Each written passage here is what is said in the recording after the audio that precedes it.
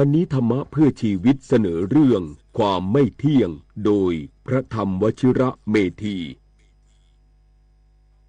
เลิกพยศลดมานะละความร้อนถอนความเมาบรรเทาความหลงแล้วก็ปลงให้เป็นวันนี้รุ่งพรุ่งนี้ร่วงดวงไม่แน่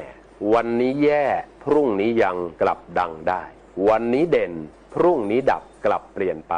โปรดจำไว้วิทยุแห่งประเทศไทยให้ความรู้คู่ความสุขสถานีวิทยุกระจายเสียงแห่งประเทศไทยจังหวัดเชียงใหม่ AM 1476 กิโลเฮิรตซ์สถานีวิทยุภาคภาษาชาติพันธุ์แห่งเดียวในประเทศไทย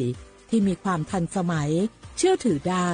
สร้างอัตลักษณ์กลุ่มชาติพันธุ์สู่สากล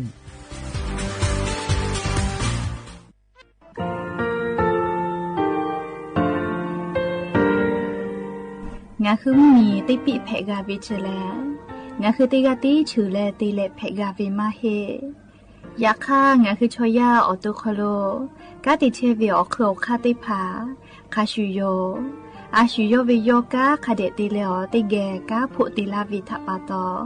งาคือชอยาอาสติกาวิโยงาคือออตุคโลออโคคากาติเชวิเวอีเวมาโกติยาลิเลทอกาอายีเวคาชเวเพวิโยอลักวงาคืออตุคโลอคือคากาติยายามาเตียลาวิโลโกงาคือชอยาทอกาอาสติมากาวิคาชูงาคือมีติปิเพกาวิเจแลงาคือติมูติสติเพเลอติกาลิเลอาชูโยเวอเวปุตาเวกันติภาคาเสติเกคาเดกากาติเชวิทัปาตองาคือมีติปิชกิเพลากาวิโยเชแลงาคือเทโจมโคคางาคือมียาถาตอกคอปิลาตาเวปุระเวติชเสนีเสหปามัชหปานิงาติชออกขอทามัววิทยาลัยวิชาการศึกษาประสานมิตรโกเวออคโล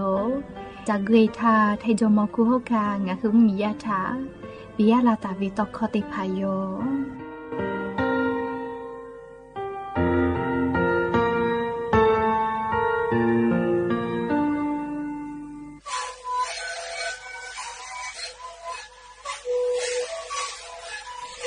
คือมันคือยาแก้เจ็บออกเข้าชีแล้วแล้วหูเข้าก็คือออกดีสวัสดีไหมเอ็นมาบ้าเต็งที่โอหาสุดขอบคุณเฮ้เต็งเลี้ยงหลอกเอาพ่อเอายาไปช่วยมาเลยและไปช่วยมาเลยแล้วถือไปเอายาที่มาดิช่วยแต่แล้วก็มาดิเข้าไปเต็งเลี้ยงแล้วหูคอก็ช่วยดีและมาแล้วหูคอก็ช่วยส่งมาเข้าดูในดีโซ่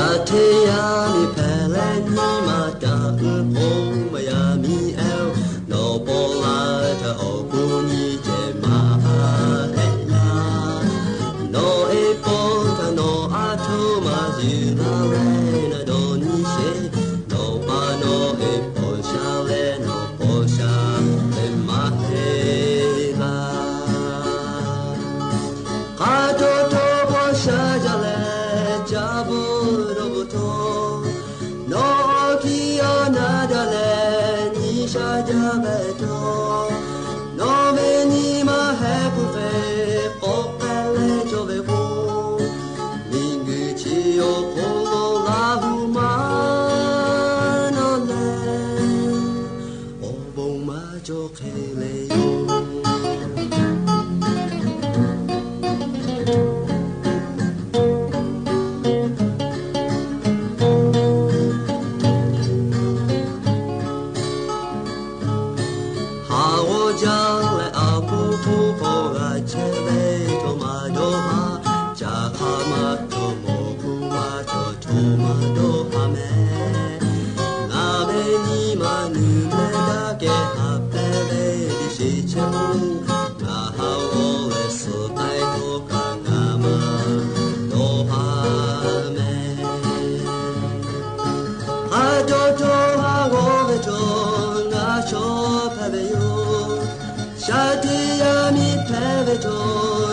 접하래요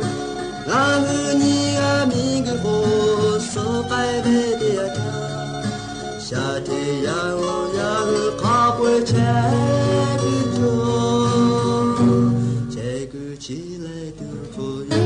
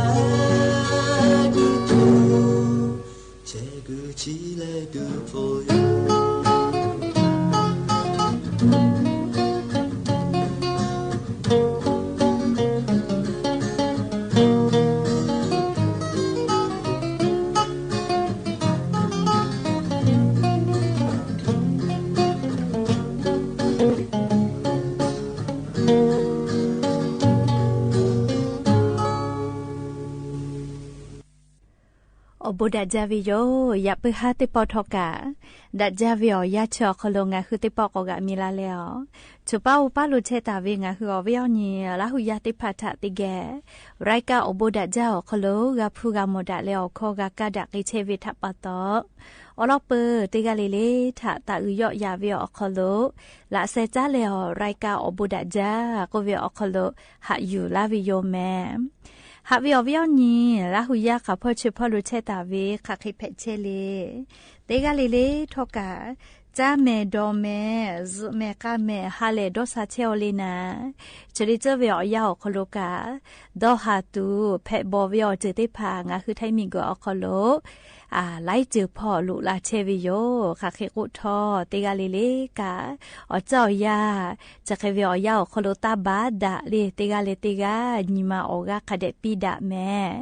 แลลิงาฮือมาดะวิอยาจอวิคาชูเลดะวิอยากันนี่คือทะกอลอลาตุโยเคโกเตกาเลเลกาคาเดยุคะแม่และยานีเวียวยาวคโลทอกาจะได้สอคโลแลสปุญญียานีสหปาจุไรฮับเอาคโลยานีนิชกอนีวันเพวิโยและจะขอทอกานีหินชงาขอสขอหาเวียวนีรัหุยาติเผาเตฮาเลเลเวียวยาหินาริควายตาและคอนาริทักกายเตฮาเลเลงาคือละหุคอไรกาอบุดาเจ้าคโลตอกไอเชวิโยวิทยุเรดิโอพอ AM ติฮิโอฮัสติคกิโลเฮิรตซ์เตไลพองาคือละหุคอไรกาอบุดาจาโกเวอคโลติแกพอนาเลออกาปิดะไอแพวิโยปุตาเลกานิพอติพอลโก Facebook Fan Pageสวทเชียงใหม่ AM 1476พอกะไลฟ์สดติดต่อไกเชวิโยอวิอนีละหุยาติภาลูลาและเลติแกละหุคอพอนาไกแพวิโยอชอปะทะกะแปปีแพวิแม่ติกาติไลติกาติแชร์ติกาติคอมเมนต์ติแกออกาปิดะไกแพวิโยและอย่าเพื่อหาวิอยาวคโลทอกะยูเวลาตาเวซาตาติพาทอกะไลลอยูเวลาตาวิโยจะได้คืองาคืออลอปุติลอติแกยูเวลาและกาดะเจดะกิตเวแลยันยิงาคือมีอคโลแพกไอเชเวอเจ้ายามุชามุยิมกะมหอพอจาดะเวซาตาอลอติพาทาอลองาคือยูเวลาและติแกเกามาดะกิตโยแม่จุยจอปากรมอุตุนิยมวิทยาพ่อยูคือฉันเตะนี่แล้วอลอซาตาติพาปิลาตาวิแลนี่คือเทมเหมียวนาติต่อพ่อกะมุยจอมาหิจิแม่จะดาปะโตเลียงอะคือมีญาติพาทอกะมีพ่อวิซาตาพอนาวิอคโลกูเฮกูฟาตะเจเตยาชิริคือวิอยาเลงะคือเทมเหมียวนาติต่อพ่อโลอีกะนากูนัวมัมมีเป้าติเวลาแลแม่อ้าวเตียแลนัวจิให้พ่อโลเวอีกะนากูจะได้คากะอีกะเวจิแม่อีกะกะทิลุยะลาเชวิเจจะดาปะตอเลนะกูปูเป้าเชตาเว ติคาเลเลกาเลมอมกอเตียวคโลฮัตกุเตตะจิแมกูเฮเลฝาเจจะได้คือเวียวยาลีนักูกะเทลุยะลาเชวจิแมลีละจละฮะแพลาวิพ่อต่อดะและฝาพ่อหน่วยงาปอพอกะงาคือมียาแทงเหมียวนาติต่อพ่อวิถาซาตาปิลาวิโยนัวแม่ไอพ่อเตียลอกเลตังโบห้วยชมพูเจตังโบแม่ยาวตังโบดอยหางดับตังโบเวียงเล่ตังโบริมกกอำเภอเมืองเจแม่เลียอติชะได้เผาคโลมอมเกือเตียคโลฮัตชกุแตโลเจแม่นักกุยกากะถิลุยะลาเชวิเจเลียฮอพ่อมุยมาลากะอนาพ่ออีกานักกุอนาพ่อมุยลาจาวิทัปตอเลนักกุยกากะถิลุยะลาเชวแต่ก็แลมีพ่อกติปากางาคือมียาถาซาตาปิลาวิโยและลิจิจอปากกรมอุตุนิยมวิทยาพ่อก็เวงาคือแท้มุเหมียวนาติต่อพ่อกายะนี้เล่มุยีติฮาวิอาขอดเชเปเซเคจอวิลอลิงาคือแท้มุเหมียวนาติต่อพ่อลูกายะกติกาติติแลมุยีกาลามาเกตุเฮเจแม่เล่งาคือติกากาลโกเลแท้มุเหมียวนาติต่อพ่อมุยีปื้อแลมุชาเลลาวเจยาคติกากาลโกมุชามาโมเฮเจแม่เล่มุยีลาเชเฮเจเอก็ขอดเชเปเซเวเลมุยีเบหุตาวิกาจังหวัดแม่ฮ่อซ้อจีใหม่จีให้พะเยาจังหวัดน่านตากอุตรดิตถ์พิษณุโลกและจังหวัดเพชรบุรีต่อพ่อคาไกจีแม่เลมุยีจอมาเฮวิยะนี่ค่ะพ่อเฉพาะกับมุยีขอเชเปเซตาและสดเชเปเซคาไกจอลอเลยยาค่าไทมิงก็ฮอติต่อพ่อตัวก็เซเชเปเซอคโลเจติเจเฮก็ซอปอเซชนีตาและฮาปาสเซนีฮิฮาปาเวอยามุยาเจยอยาลาตุโยเจเลยยาค่าทอกะเตกะติติลาโกกามุยีจอมาเฮวิเจเลออดเชเปเซตาเลขอเชเปเซอคโลกอเชตุโยเจเลเชเดซอคโลเลฮาปาสออนีฮิฮาปาคาไกจิแม่เลไลพอกามุยีตุโกอาเจยอยาลาวิเจเลเขโกเชกาจุยจอปากรมอุตุนิยมวิทยาพ่อยูคือฉันแต่นี่แล้วอลอซาตาปิลาตาวิยอมเฮกอยานี้เวียยาเลยานินชกอนีฮิสหปาเวียวยาคโลยาซอนาสนาลิทากาเลงาคืออเวียวนี้เพิ่มเมไซพอจาวจีให้พอเชียวิมมียาติภาไม่ใช่หรือการู้อยากลาเวนัวมัมมีเป้ามุยลาจาแลลีมัมมีเป้าเวกะไม่ใช่หรือคอก็รู้อยากลาลาแลงาคือไทยมีเกือเป้ามาโกลิจูเป้าตาชิลิเป้ากะอีกะถูเลเยคอกะอีกะก็รู้ลุลาแลเลยาเอเลชมอนาวิชวลิตาหัติภากะลุยแลกะกะตอปิเชวิโยเลอโลจะขอเวียยามุยลาจาวิทัปตออีกะถูเลลูวิสิวิกะกับฟูมาจาวิโยแม่เขตเลกาลีจังหวัดแพร่น่านพ่อตุกอีกะยอยะลาวเจยาคามัวฮอก็ใหญ่เวจก็มาจังหวัดสุโขทัยพ่อก็กูให้เลฝาก็เวลอแม่เลอวิอนี้มียาติภากะชดิเจเลซาตาคาเดพ่อหาอยู่เลอลอโกอีกะเชกะลาลาโกต่อมากะโกมาเลเขโกจิให้พ่อกะบุลาตาวิชดิซอคโลมุยลาจาวิอคโลอีกะถูเลลูวิสิวิกะคาเบียเลโมฮอกอติกะมาเพวินาเลจูฮอเลมาเพวิโยเลเขโกเชกะยูเวลาเลลิงะคืออวิอนี้ลาหุยาติภาทะฉเป้าปะโลเพเชวิออลอซาตาจะเขเข้ามาลาวิโยแม่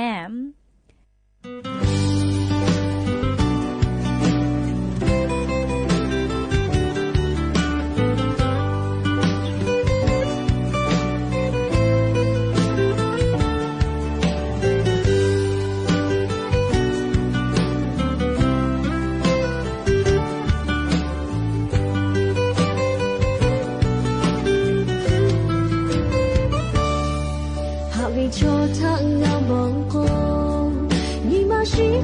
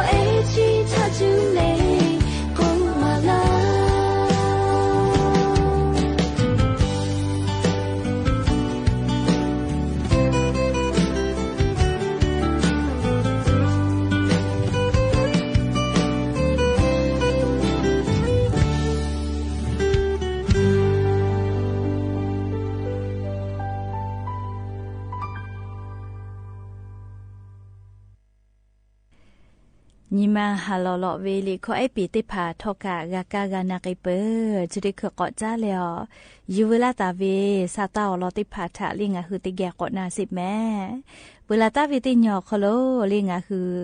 ไทยมีกอคโลเวอจุยารัฐบาลตาเรียรองนายกรัฐมนตรีเรียกเตเลจะได้คือยอนายกเวอายาถาหาซาเวอคโลงาคือไทยมีเวอตาเตและมาริเซียมีอคโลไกแล้วงาคือไทยมีแลกัมพูชา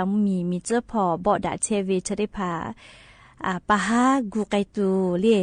จาจีดาเวโยงาคืออาซามีอคโลแลมาริเซียมีเล่อาซามีอคโลปัทาติตาวิโยเลียจราปตอมาริเซียมีอนะเลียปัทายอกาเลเชเลจีฮอปีเวเลียงะคือไทยมีเลกัมพูชามีทะเฮกอจีดาวิอคโลจีฮอดะเกาวิแมเลียไทยมีแล้วกัมพูชามีนะมีเจ้าพอบ่ดาวิคาเปกาติเกเจียโกเลจีชิโอวิโยเลียคาทอกาตาฮาติผาผามานายูเวอคโลไทยมีกระเป๋าบ่คือลาวิเจเลคาเตเลงะคือไทยมีกากะกอหาซาวินาลิงาคือไทยมีทาบ่เลกาหาซาวิกาฟาวิโยเฮก็ยะนี้เลซากุขอนอติปอกอจิดาวิอคโลเลนิพอกะมาบ่เจเจอวิเจเลยะคะกะงาคือไทยมีกระเป๋าตาหามีเจ้าพอเลคะเดสวาหิวิโยเฮก็จะได้ปอเลมาบ่กอคโลตาหาเซวิมาโกนาเวเลมียะติพาเซวิมาโกลูวิสิเวียกาพูเวติพาทาเลงาคือมีจอมกัวค่ะนะเฉพาะติผามาโกเลตาฮามาบ่เลอาสาตาไกเปตาเวติผาเยกาทักกะคาปุยมีจอมกัวค่ะหะเปเวอคโลกาปิไกตุโยจิแม่ไกเตแล้วมีสุสาเลมาบ่เลเลมีเจ้าพอกาพอตุเทเวมียาติผาทักกะเลงาคือมีอคโลอาจุยารัฐบาลกันหะซาเลงาคือมีจอมกัวค่ะทอกาเลอจาตุเวโรงครัวพระราชทานก็เวติผาแต่ปีวิโยเลมียามีสุสาวิอคโลกาพอเชวิชอติผา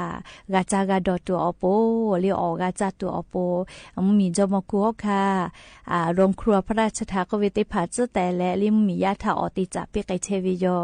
ยก็งาคือมีจอมกัวค่ะกาลิมมียาลูวิสิเวกับผู้เวติยาทามัชมาบาและคาถากาลิงาคือมียาทากาลากิเชวิโยและเลียอันทันชีนีลอกกางาคือมีจอมกัวค่ะติเชกาติกาปอวิออนเพวิโยยก็งาคือมีจอมกัวค่ะกาลิเชซาจอซาจูซฮาซเลงาคือมียากาวาคือเลดะจาเวมีจอมกัวค่ะติจุยเปติจุยแพไกปีเลงาคือลาหุยากามีจอมกัวค่ะเวอบูทัปปะตอเลไทมิกอคโลเซกาเชวิโยยก็งาคือลาหุยาติกาเลกาดะเวมียาเพตุโลเวแม่เลติกาเลกาดาเวมียาเพวิชองไงจาเลมีเวอเลียวค่ะข้อพิธาตาติยะเลโอเคก็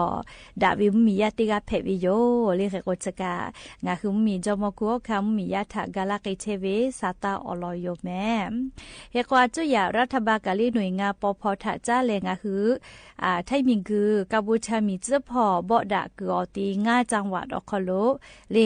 จะได้ปอลูวิสิเวมาบ่เวมีเจ้าพอสุสาวิทัปตอนะลูวิสิวิกาลาเวติชกออาเพเตหาติชกอตาโบติฮีอหาเสชคะเจเลขาเปง่าจังหวัดเลจังหวัดบุรีรัมย์ศรีสะเกษสุรินทร์อุบลราชธานีจังหวัดตราดพ่อขะไกเจเฮโกเลจะได้คือเวลยาผู้ว่าราชการจังหวัดอคโลนะเลมมียาถันหาซาปิไกตูนะเต็นจาวะเวียติฮาลาเลงบประมาณบัดเจติผาขอปีไกปวิเจเลเฮโกเชคือดอกคือเชกือเลซกือมือกือจ้าตุดอตุติผาอโปมียาถันหาซาไกตัวอโปแต่ปีตาวิเจเลขเตแลงคือไทยมีกอคโลอนาติตอพอโลกาอีกะทูวิทัปตอลูวิสิวิกากับฟุมาจาวิโยเลขกงคือตีกาเลกาเลจะขอป้อตุคาเวแพบอวิอเจติผากับผู้วิอคโลเลงคือตีกาเลกาคาเดยุคาแม่มาดาวิอยาจอวิคาชูเลดาวิอยากานี่คือถาลอลาตุโยเฮกงคือมีอคโลอาสาตาเลลิงคือ มีลิชูมากะฮีไกตัวโปหาซาลาเชเวตาฮาเลอาสาตาเลหาซาตาเวเตกาลิเลเวอบูทอกาดอนเวอคโลอคโนเชตาเวยกาติพาอปูกาบุคเดกากาโลปีเลหากาจาไลเยกาโลโกเลตัวอีปุขนมากะกอลาวิกาจอเวเลยอยากฆ่าไล่กาลโกเลยตัวอีแล้วก็ลาวิกาจอเวนะเลยมาบอกเวก็วิชอเลยวุสพ่อไข่เพดูเตไกกะมาชิแมเลยแค่ว่าจะได้คือมีต้องมีหาจีดาหอและลีชเป้าบอดาวิเจเปือลาโกแลกอแลติแลดาลาไกตุโยลีติเจเลเลกาเยก็จะกะยับเปือหาอยู่เวลาแลลีเขามาดาวิสาตาติพายโยยับเปือหาติปออยู่เวลาตาวิสาตาติภากาชมัยเจติโยเยก็งะฮือละหุยากะลิมีพ่อวิสาตาคเดพ่อหาอยู่ลีมุยิกาลาลาโกลาจาอิกะกะโกลาลาโกลาจาวิทัปปะตอลีมาฟาตาวิโลโกมอวกูมาไตลาวิแมเรียกคนนักกู้กูเป่าเชตาวิชอติพาล็อกแลลิมอมกูอติอคโลคาเดกูจะแต่ตาเจอีกามากาลาโกกาดาวินะเขโกกาลาล็อกกาลีนี่คือมอมากาลูกไอตัวอโปลิกูเฮกูฟาเจลิจกายูเวลาแลลิติกาลิลิทาอเลมือสติปิยาลาวิโยติกาลิลิกาลิลาหุคอนาปุคอนอซเมกาเมเชซาจอซาเลฮาเลดอซาปิอบูจาแม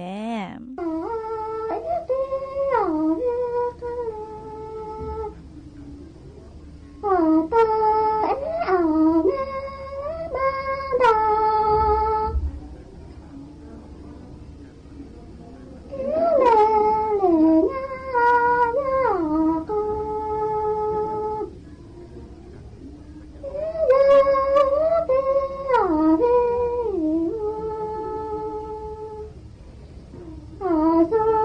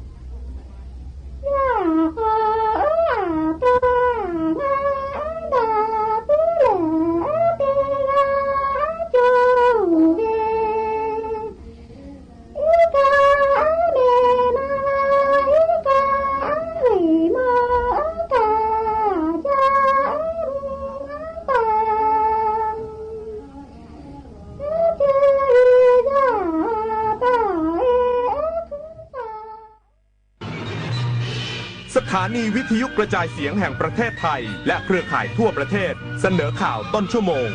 รู้เร็วรู้จริงเกาะติดทุกสถานการณ์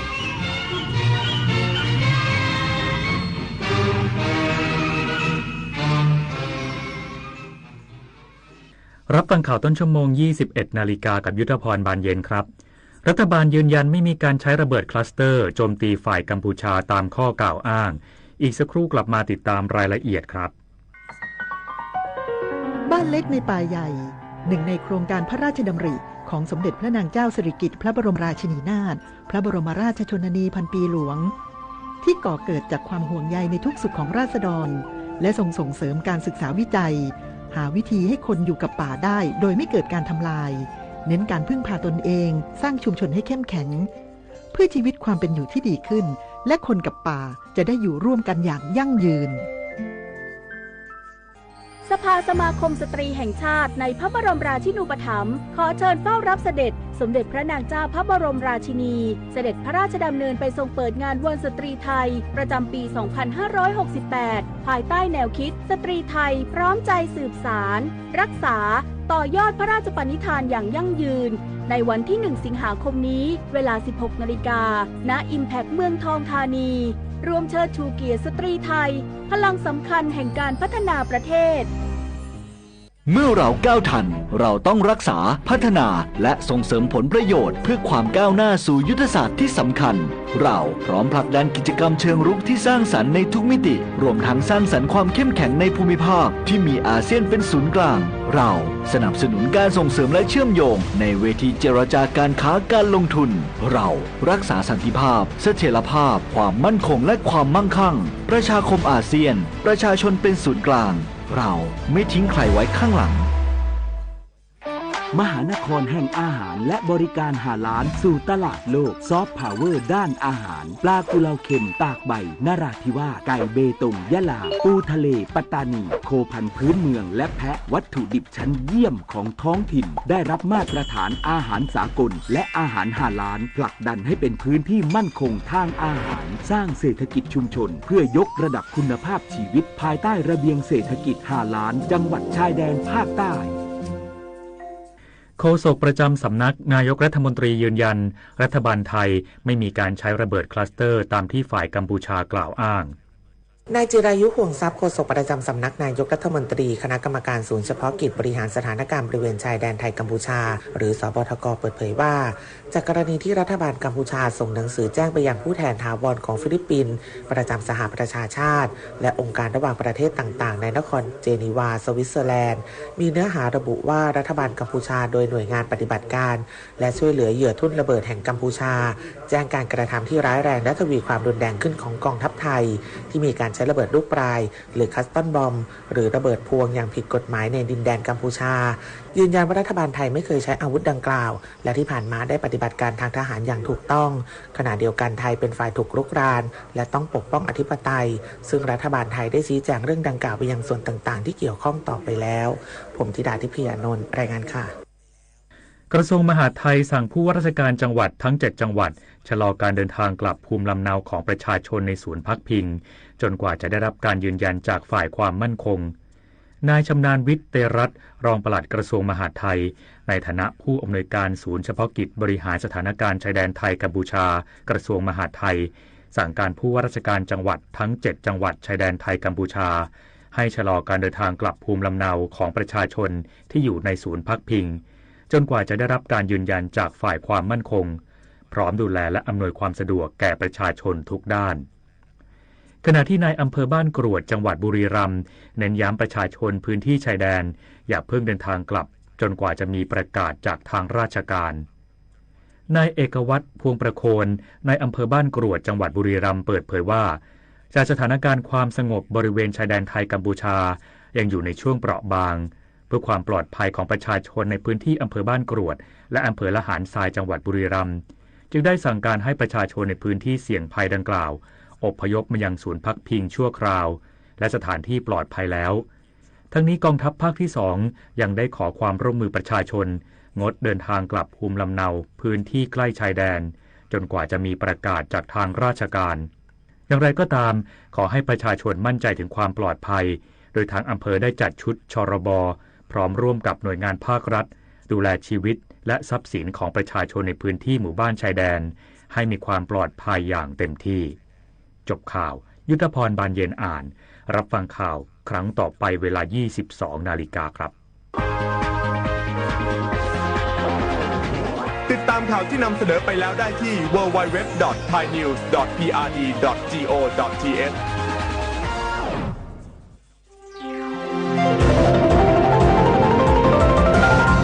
วิทยุแห่งประเทศไทยให้ความรู้คู่ความสุข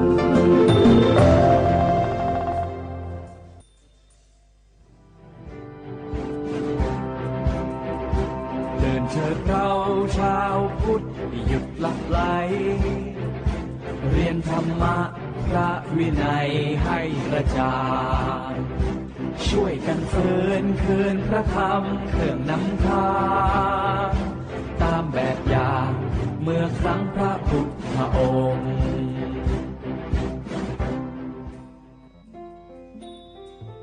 สถานีวิทยุกระจายเสียงแห่งประเทศไทย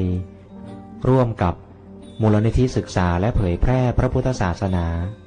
ขอเชิญฟังรายการสนทนาธรรม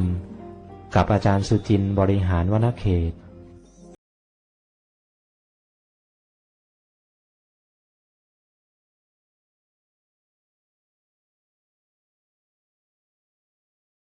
พื้นฐานพระอภิธรรมตอนที่175ที่มูลนิธิศึกษาและเผยแพร่พระพุทธศาสนาวันอาทิตย์ที่15พฤษภาคมพุทธศักราช2548แม้ฟังอย่างนี้ก็ยังไม่ได้ประจักษ์เพราะถ้าประจักษ์จริงๆก็คือความเข้าใจความเป็นอายตนะซึ่งทรงแสดงไว้โดยละเอียดนะคะสำหรับบุคคลที่ได้สะสมมาที่จะฟังแล้วก็เข้าใจความเป็นจริงของสภาพธรรมะที่กำลังปรากฏได้ด้วยสติที่กำลังรู้ลักษณะนั้นจริงๆเพราะฉะนั้นสำหรับผู้ที่เริ่มฟังเนี่ยค่ะก็เริ่มเป็นปัญญาของตัวเองที่จะรู้ว่าธรรมะคือสิ่งที่มีจริงมีลักษณะเฉพาะแต่ละอย่าง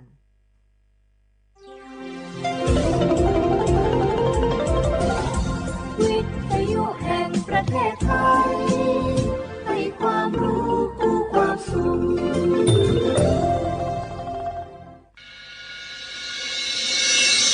สถานีวิทยุกระจายเสียงแห่งประเทศไทยจังหวัดเชียงใหม่ AM 1476 กิโลเฮิรตซ์สถานีวิทยุภาคภาษาชาติพันธุ์แห่งเดียวในประเทศไทยที่มีความทันสมัยเชื่อถือได้สร้างอัตลักษณ์กลุ่มชาติพันธุ์สู่สากลฮัลโหลสวัสดีครับพี่น้องอายุอันนี้เดือขยาวโฆษณาไกกะกอสถานีวิทยุกระจายเสียงแห่งประเทศไทยจังหวัดเชียงใหม่พอปานเนบีเคฮอมอนาแอออนหลีญาเนเจสถานีวิทยุกระจายเสียงแห่งประเทศไทยเฮนาอย่าซิมก้อนบีโอดูอย่าล่อนแต่ช่วงหางละหาเชลกับปอจาการในโอดูพ่ออีสอนนี่กามาเล่าเนกามองขากากายกุญญาอายุเนียวโฆษณาบีเกหมอญาแลนึงมาอ้อนานากาไงเหลียวเนไงชอนยังอายุเนียวนากาสัมโบนาขอนี่จำยองาซุงนี่สีโกจำยอโกเย่และงาเดใจที่โบนาขอนี่จำยอเวนี่นี่โกเย่งาสีเวและงายีเนียวมาเจอเกญา我是shine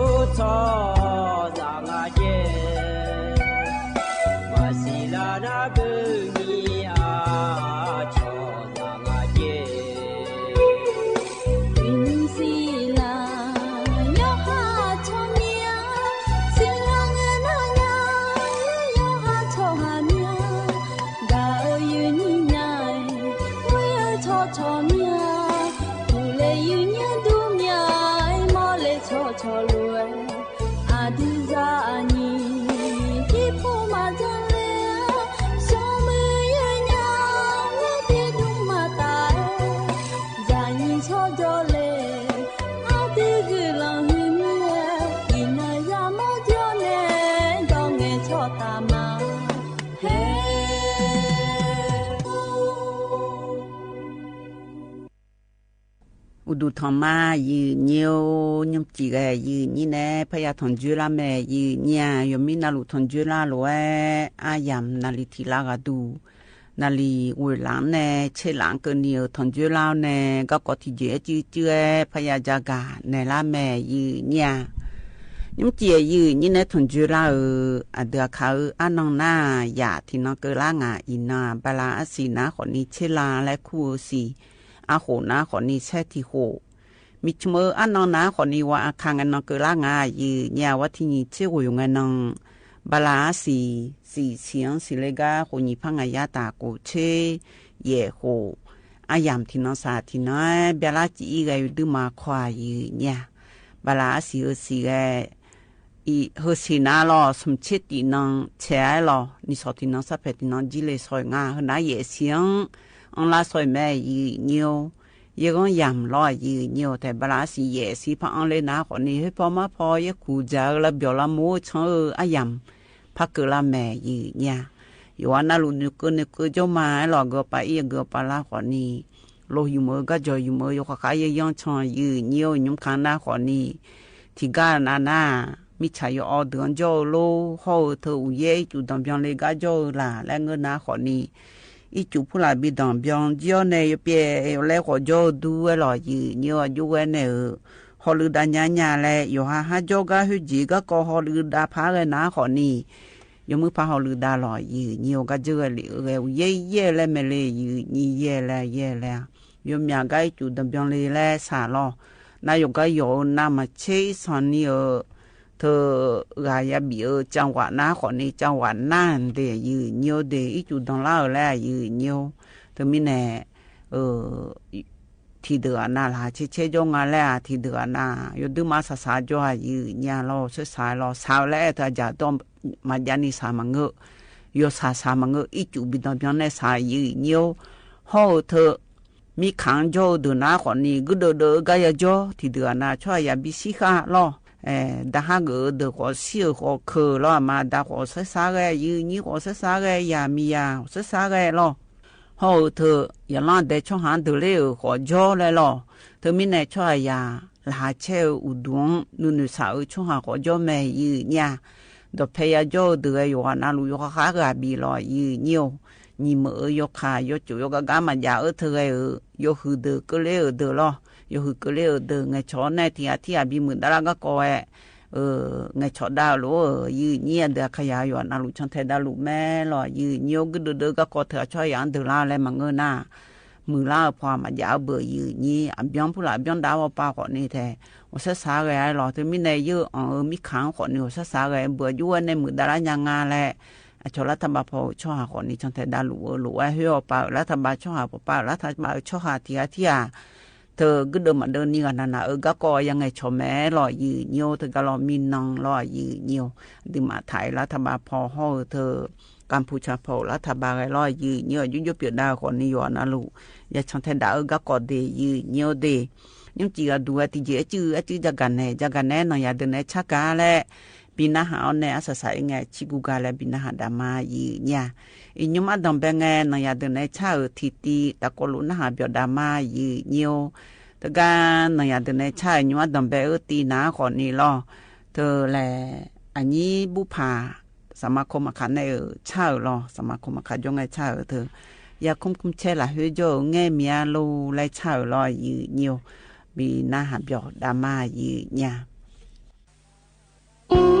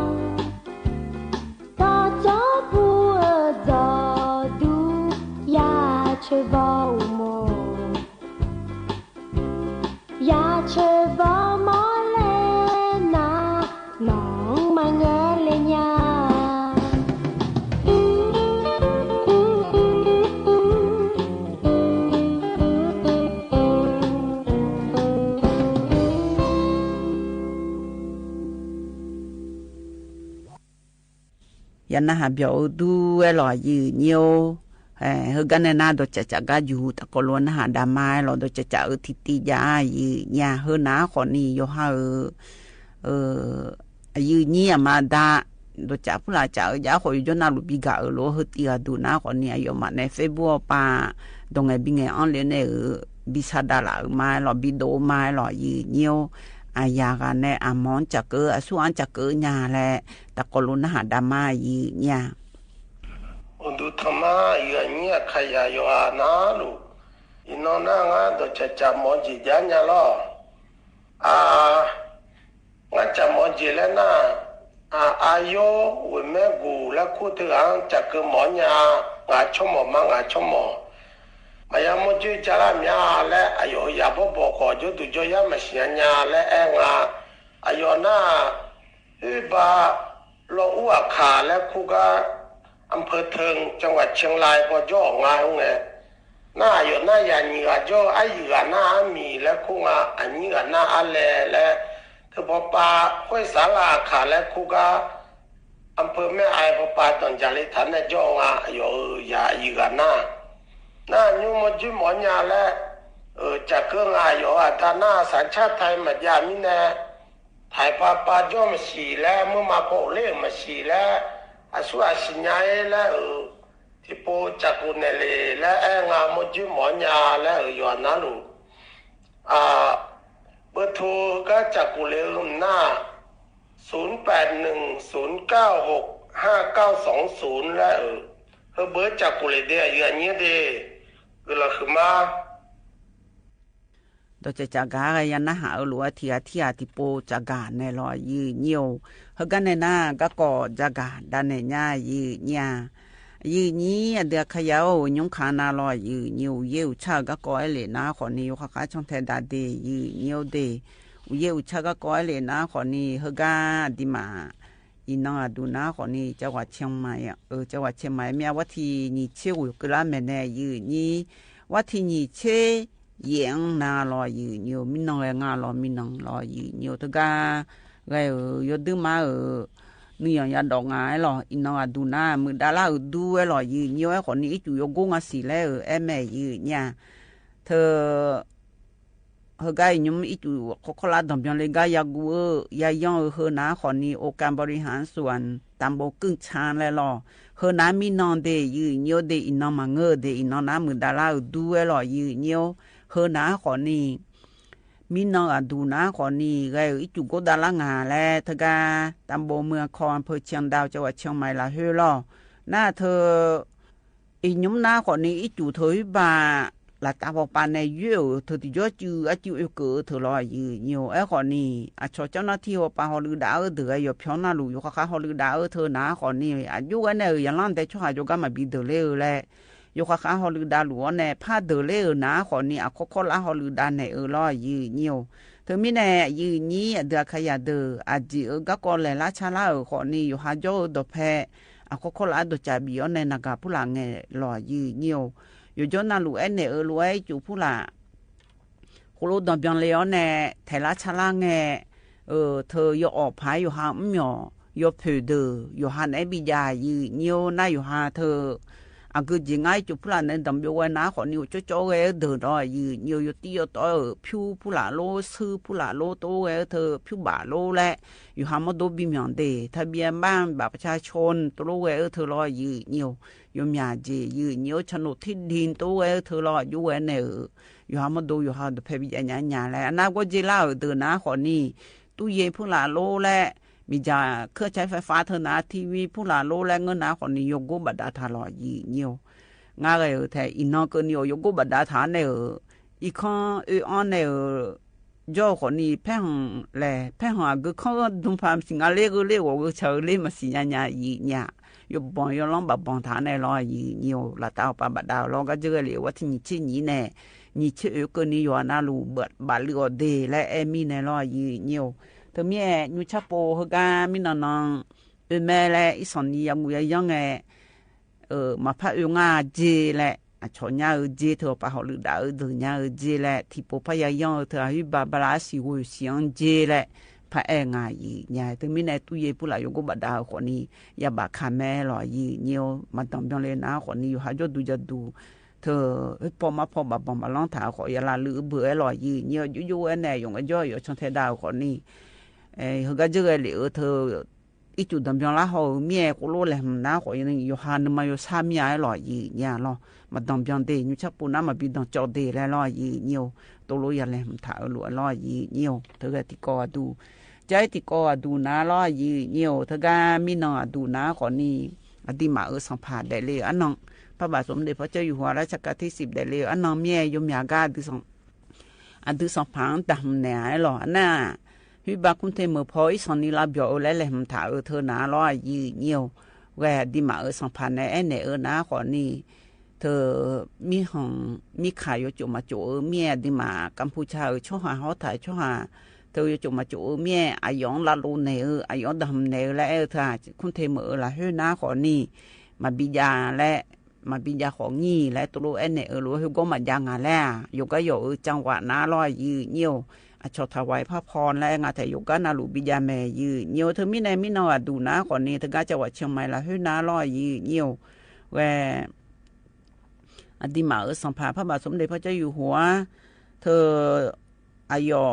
สี่เชสมโผขอลากาดำในหรือว่าที่นี่เชยงานนับลาสี่เสียงโยโคนาลูที่โคติโปลายืเนียว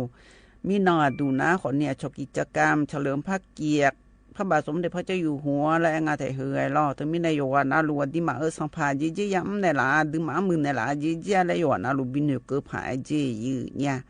นาก็ในนะขอนิยนาลูดีมาสัมภาษณ์หัวสกามีและเบียม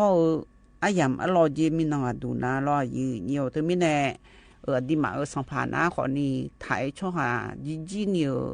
อยู่ว่านาถ่ายช่อหาในกาเศร้าดูและงานในยืเนี่ยเดขยาเดยกยอโจเดขอนี่ถ่ายถวายพระพยาเรดูจังหวัดเชียงใหม่ละเฮนะขอนี่เธอชโลนนำถวายพระพรชัยมงคลและงานแต่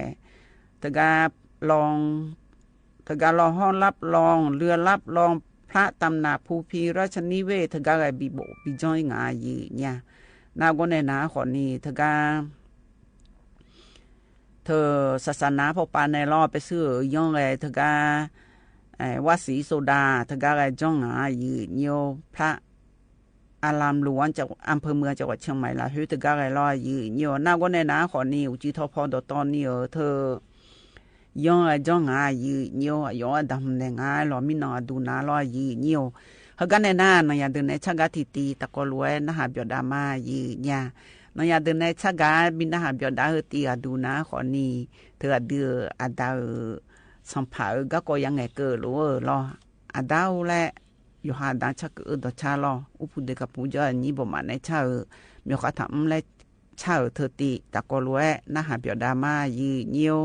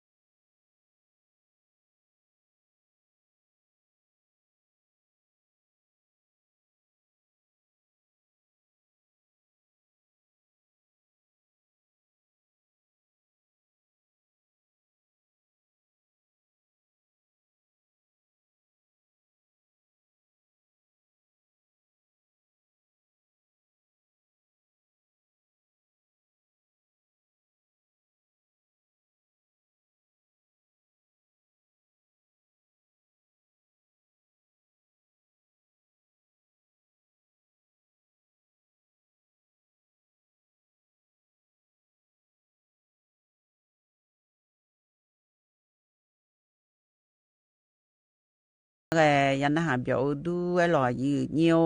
เธอไอ้ยงค้าหน้าหล่อยืเนียวยงค้าหน้าขอนี้เธอ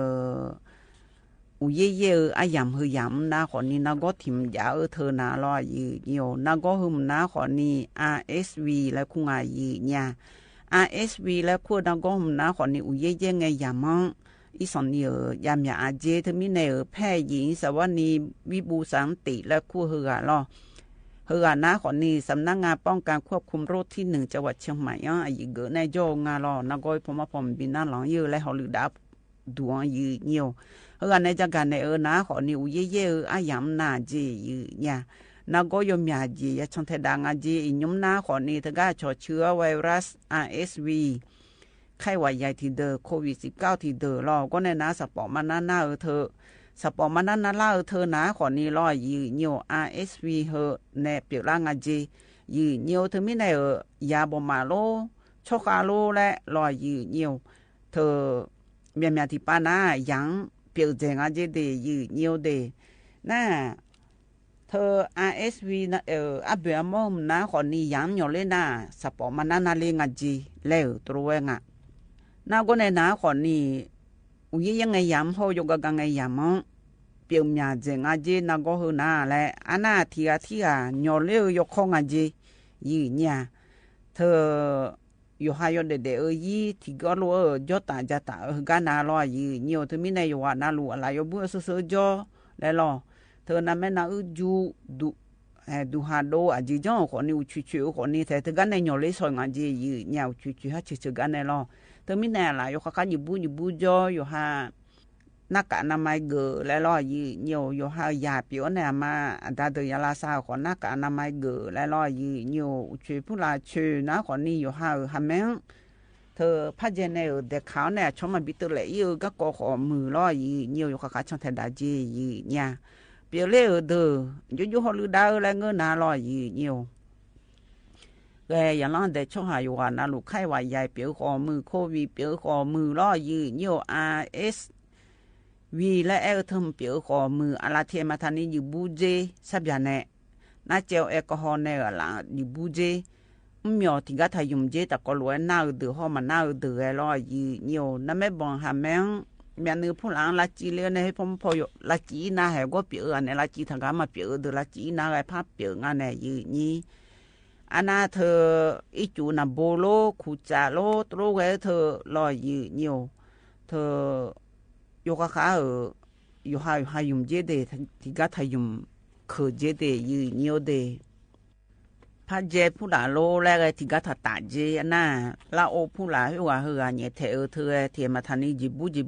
จอเจเดยืเนียวเดน่ะ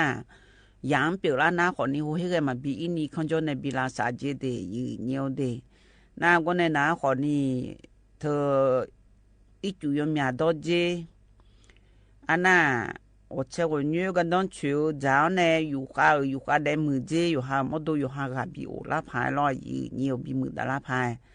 那一看就我们木的啦，有啦啥我们木的啦，人家头来都拿和你毛就个一节的，你有的和拿和你用康，他说有爷啊呀面咯，你有啊别么有爷把那个他。เย่อปากรู้เย่รู้อ่ะเบื่อหม้อยุ่งยาวเธอหนาขอนี่แต่โควิด19เชื้อไวรัส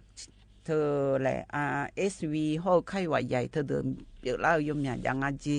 และจากการเนี่ยก็กองง่ายอยู่เนี่ยจังหวัดเชียงใหม่ละเฮ้ยรอใจที่ก็ดูน่ารออยู่เหนียวมาลายใหญ่ก็ก่อยยุ่งน่ารออยู่เหนียวลำใหญ่รอเดือขยันหน้าขอนี่มาลายใหญ่แล้วคู่แม่แน่อยู่นี่ยัวลำใหญ่แล้วคู่ด้วยรออยู่น่าหลุลำใหญ่คู่น่าสิญญาแม่อยู่เนี่ยเฮน้าก่อนนี้อัพพิดกาบีเธอรอยืเนียวเธอจึงนุโคน่ายมมีหายาวบดาบ้าพิยยังอันเดียยืเนียวเดมินุหัวโลที่จิโลดูแต่โยหือสันนิหือเดือชอและคู่เธอน้าก่อนนี้แหละ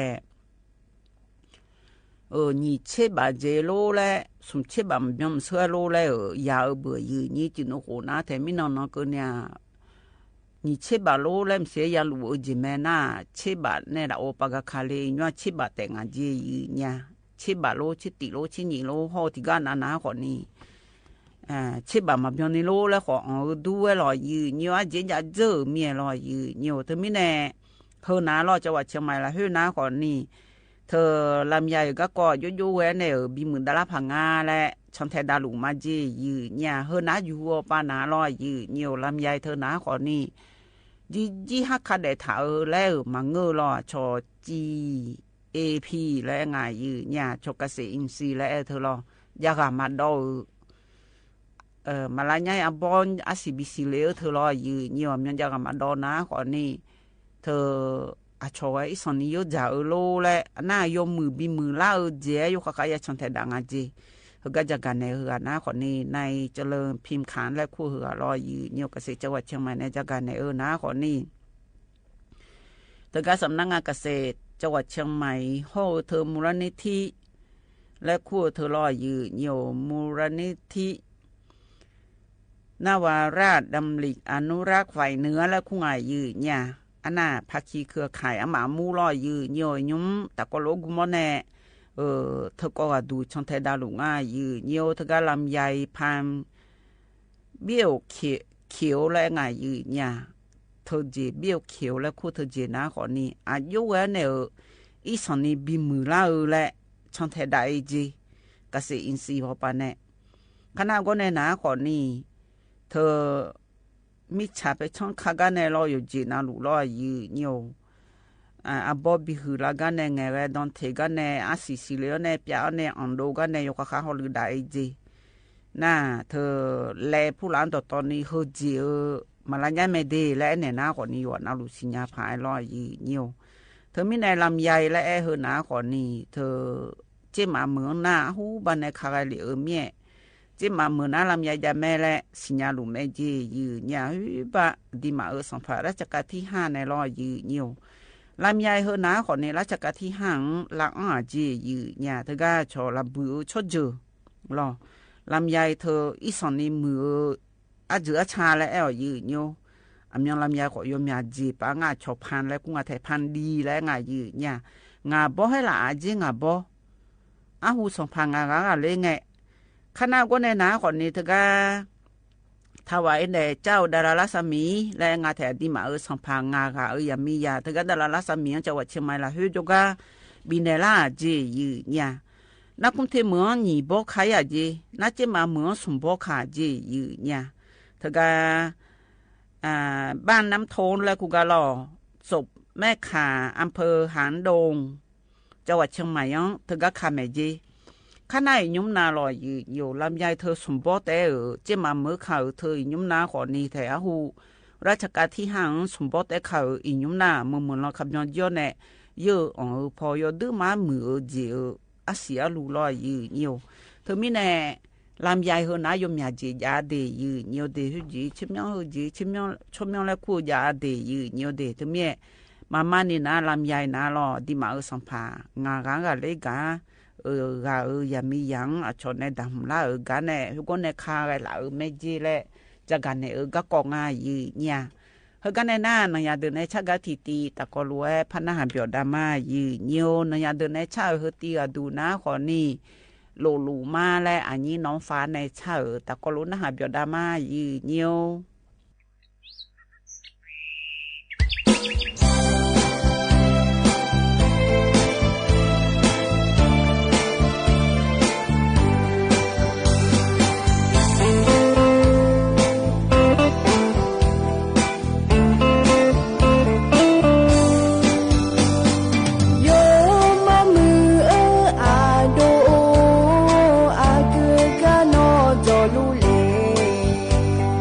no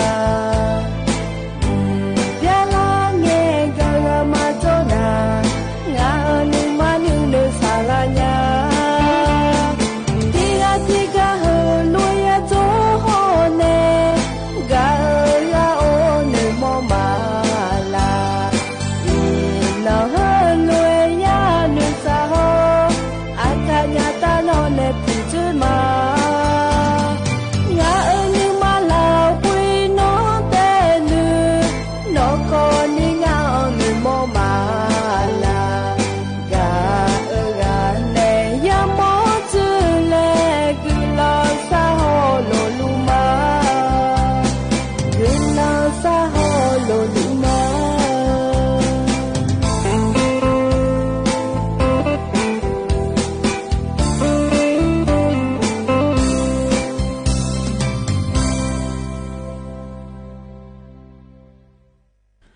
อันนี้น้องฟ้าเนี่ยชาเอยันนะหาเบียวดูหล่อยืเนียวไอ้เฮกันเนี่ยนะหล่อยืเนียวชิกุกาเลบินหาดาญายืเนี่ยยมจีก็ดูนะหล่อยืเนียวก็ชิกุกาบินหาเฮนะขอนี่ก็เธออาบออีแล้วจอปะคังจออาบอเนี่ยชาก็ที่เหตุตะกล้วนหาเบียวดามายืเนียว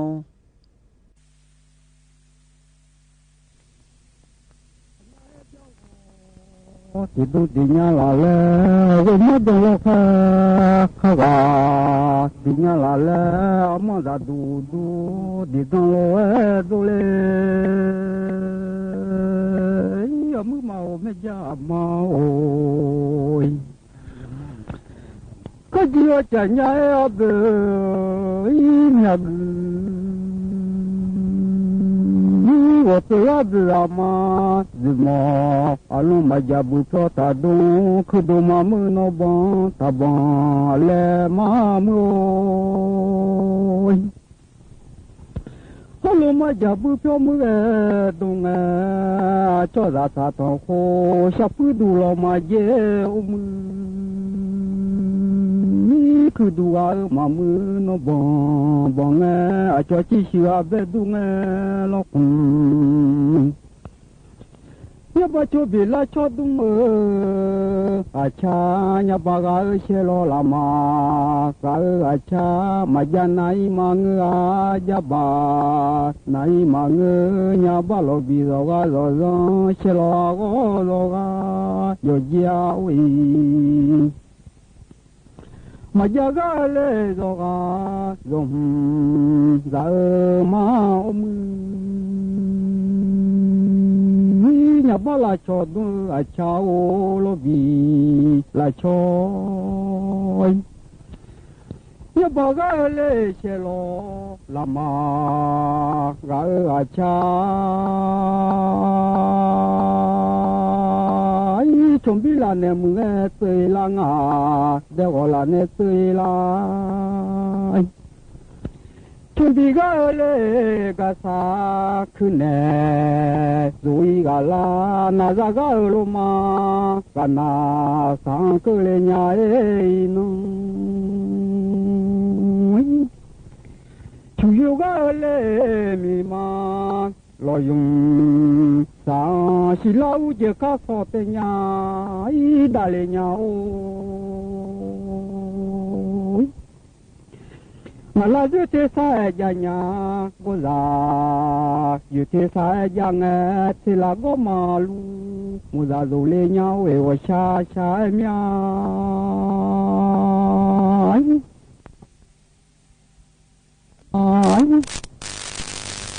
mà lâu giờ có phải tên nhà ý đàn nhà lo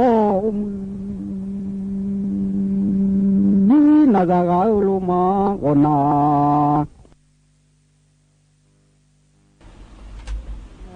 chủ yếu cái mi mà lo dừng sáng cái gì thứ hai ra rồi có đồ ý lên sang giàu khá gà ra dô lòng buồn cái gì chỉ hà ra dô lòng xe ý lê gà mà ấy nông ý thì hà gà ra dô lê gà mà mùi cái gì thứ hà ra dô có đồ ý lũ lê ngà dìm lê ô hà thọ mà sa thứ hà đã dòng nè mà vô chia giang à dê khá gà dê ra dô lòng bù lô e nghe không mà ra cứ thọ mà sa thì khơi mà bữa ra phụ mà đúng chỉ ngã ta ôi thì ya ga le za zo ga zo lo e ne pi to ga ne do ma sa si hu pia da zo me ma wo ji ga me ba ne de mu ti go e mu e i do me a lo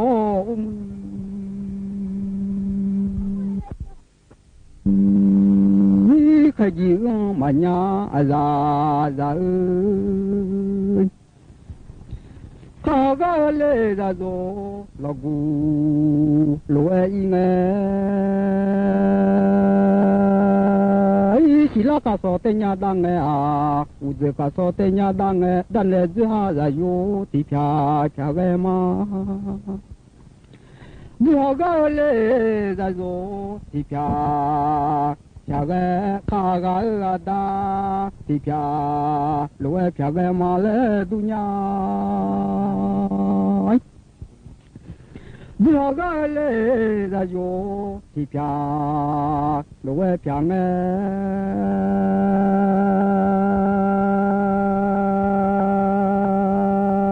ai chú cũng lo yo như bà đó nghe ôi sao thế gà đa thì phá lúa phá nghe mi chỉ gà lòng thằng phá nghe à mưng ô giờ là gà lòng thằng phá nghe mà mưng là gà đa thì phá nghe mi chỉ thằng nào bị cho gà lòng thằng phá nghe mưng là gà đa thì phá nghe ngà chả nhang phiu mò lô chứ ya phá về đâu lê bơ mô mong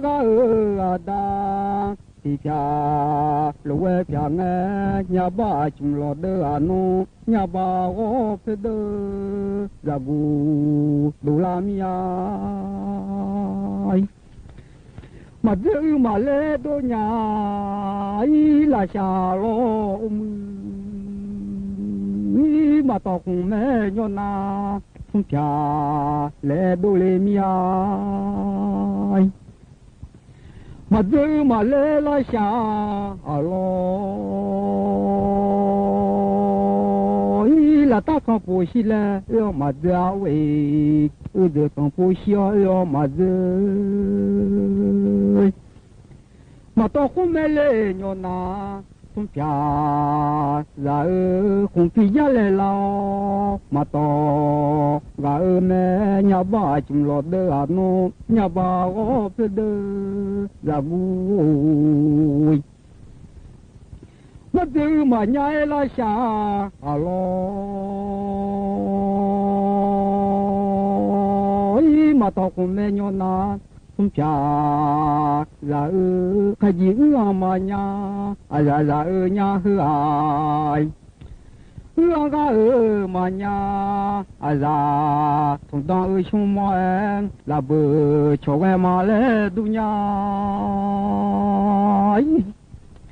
thằng ga lê mà nhà ra khó tung đam yêu mong thằng ta cho y bơ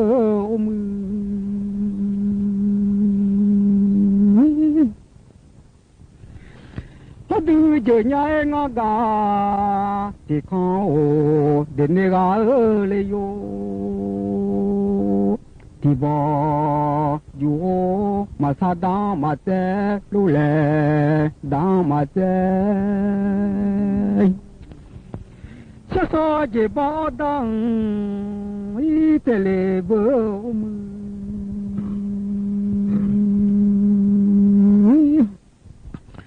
từ ngã gà thì không ô giờ ngã gà thì không đến nơi gà lấy yo thì bỏ yo cái gì lo mẹ đu đã đu ý lệ lại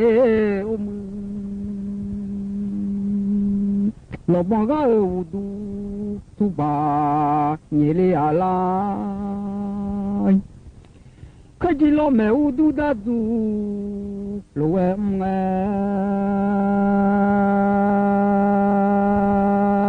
可吉托那地叫个鸟诶，我只家你把个个鸟，我托那地叫个啊。老子阿边个些个个伢，老子个二姐妞，吃药老个个伢。老子阿边老农个一些个老哎个，老子个二姐妞，吃药老个个哎。我都就伢那个地方，的那个来哟，地方有那个嘛伢啊啥，同到兄妹拉不叫哎，面积同那在个啥都来面。上个来嘛伢啊啥啥，活动大流氓上大瞧个哎，一帮老哎几个，老几个啊啥，几浪他哎，老几个来老票。几家往几家嘛，我们要么那家嘛，地头，一把老婆个地界，马上才马个啦，老边马个老把头送钱呢，我都拿汤呀。老婆老婆个地界，马上马哦老婆就送钱呢，我都拿汤呢，走在巴拉尼口，拿米呀喂。你把一个有包啊呼，有个他呵啊，就去当那个啦在那个他呵咯，老的啊弄出的那个啊哦，你把一个有包啊呼，有个他呵。你不容嘞，有不？你去那个河啊，你什么咱们那这个一河啊喽？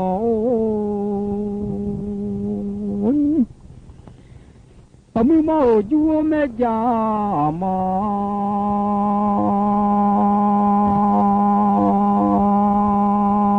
嘛都个有没有？mana chiu kaji le ma so le gazo le ma so kaji du khanya be sa da joga ku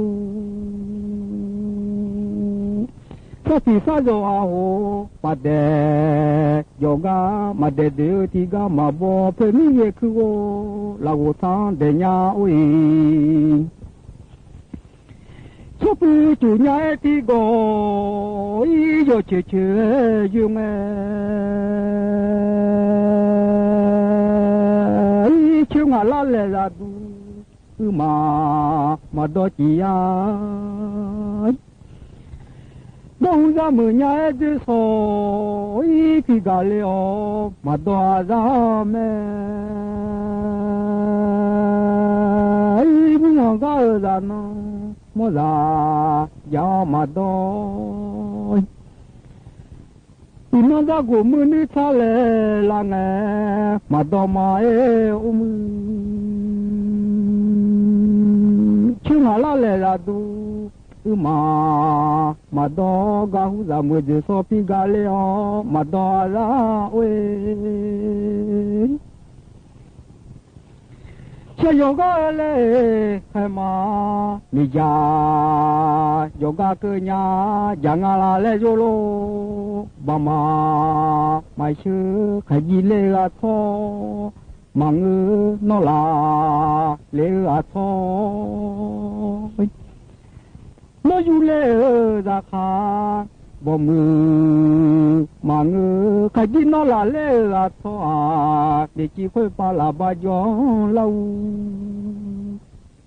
บ่จอค่อยปาลาบา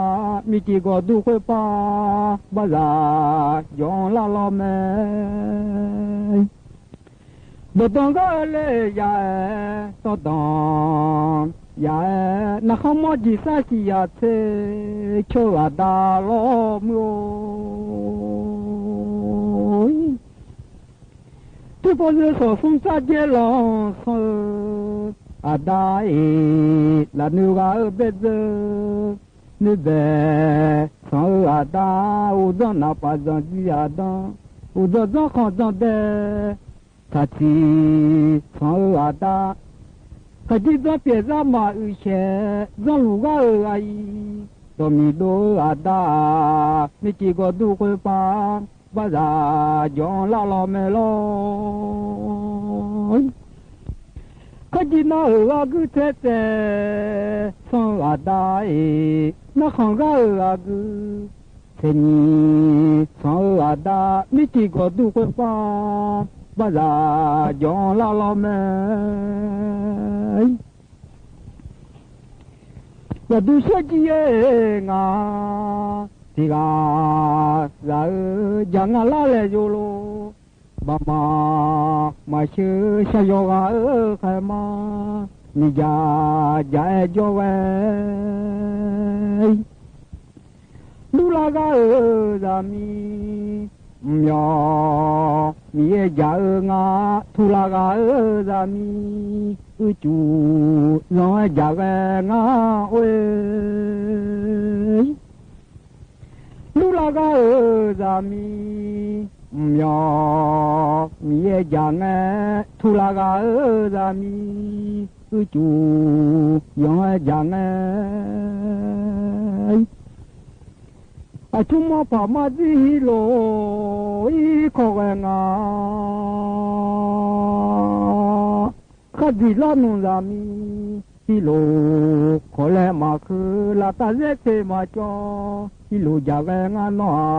ยขจอลนุเล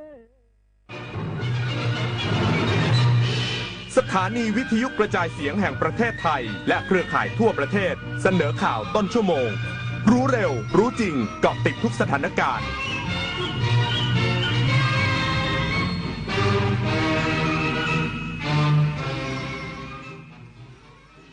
รับฟังข่าวต้นชั่วโมง 22 นาฬิกากับยุทธพรบานเย็นครับกระทรวงมหาดไทยเร่งสำรวจความเสียหายบ้านเรือนประชาชนในพื้นที่ 7 จังหวัดชายแดนไทยกัมพูชาเพื่อฟื้นฟูและให้ความช่วยเหลือโดยเร็วอีกสักครู่กลับมาติดตามรายละเอียดครับตอนนี้ปัญหาบุหรี่ไฟฟ้าเข้าถึงง่ายมากและมีรูปแบบที่ดึงดูดใจเด็กๆโดยเฉพาะสารเสพติดเป็นภัยต่อชีวิตบุหรี่ไฟฟ้ามีสารพิษอันตรายต่อสมองที่กำลังพัฒนาของเด็กและเยาวชนอนาคตประเทศชาติจะพัฒนาอย่างมีคุณภาพร่วมปกป้องเด็กและเยาวชนจากบุหรี่ไฟฟ้าคนไทยไม่เอาบุหรี่ไฟฟ้า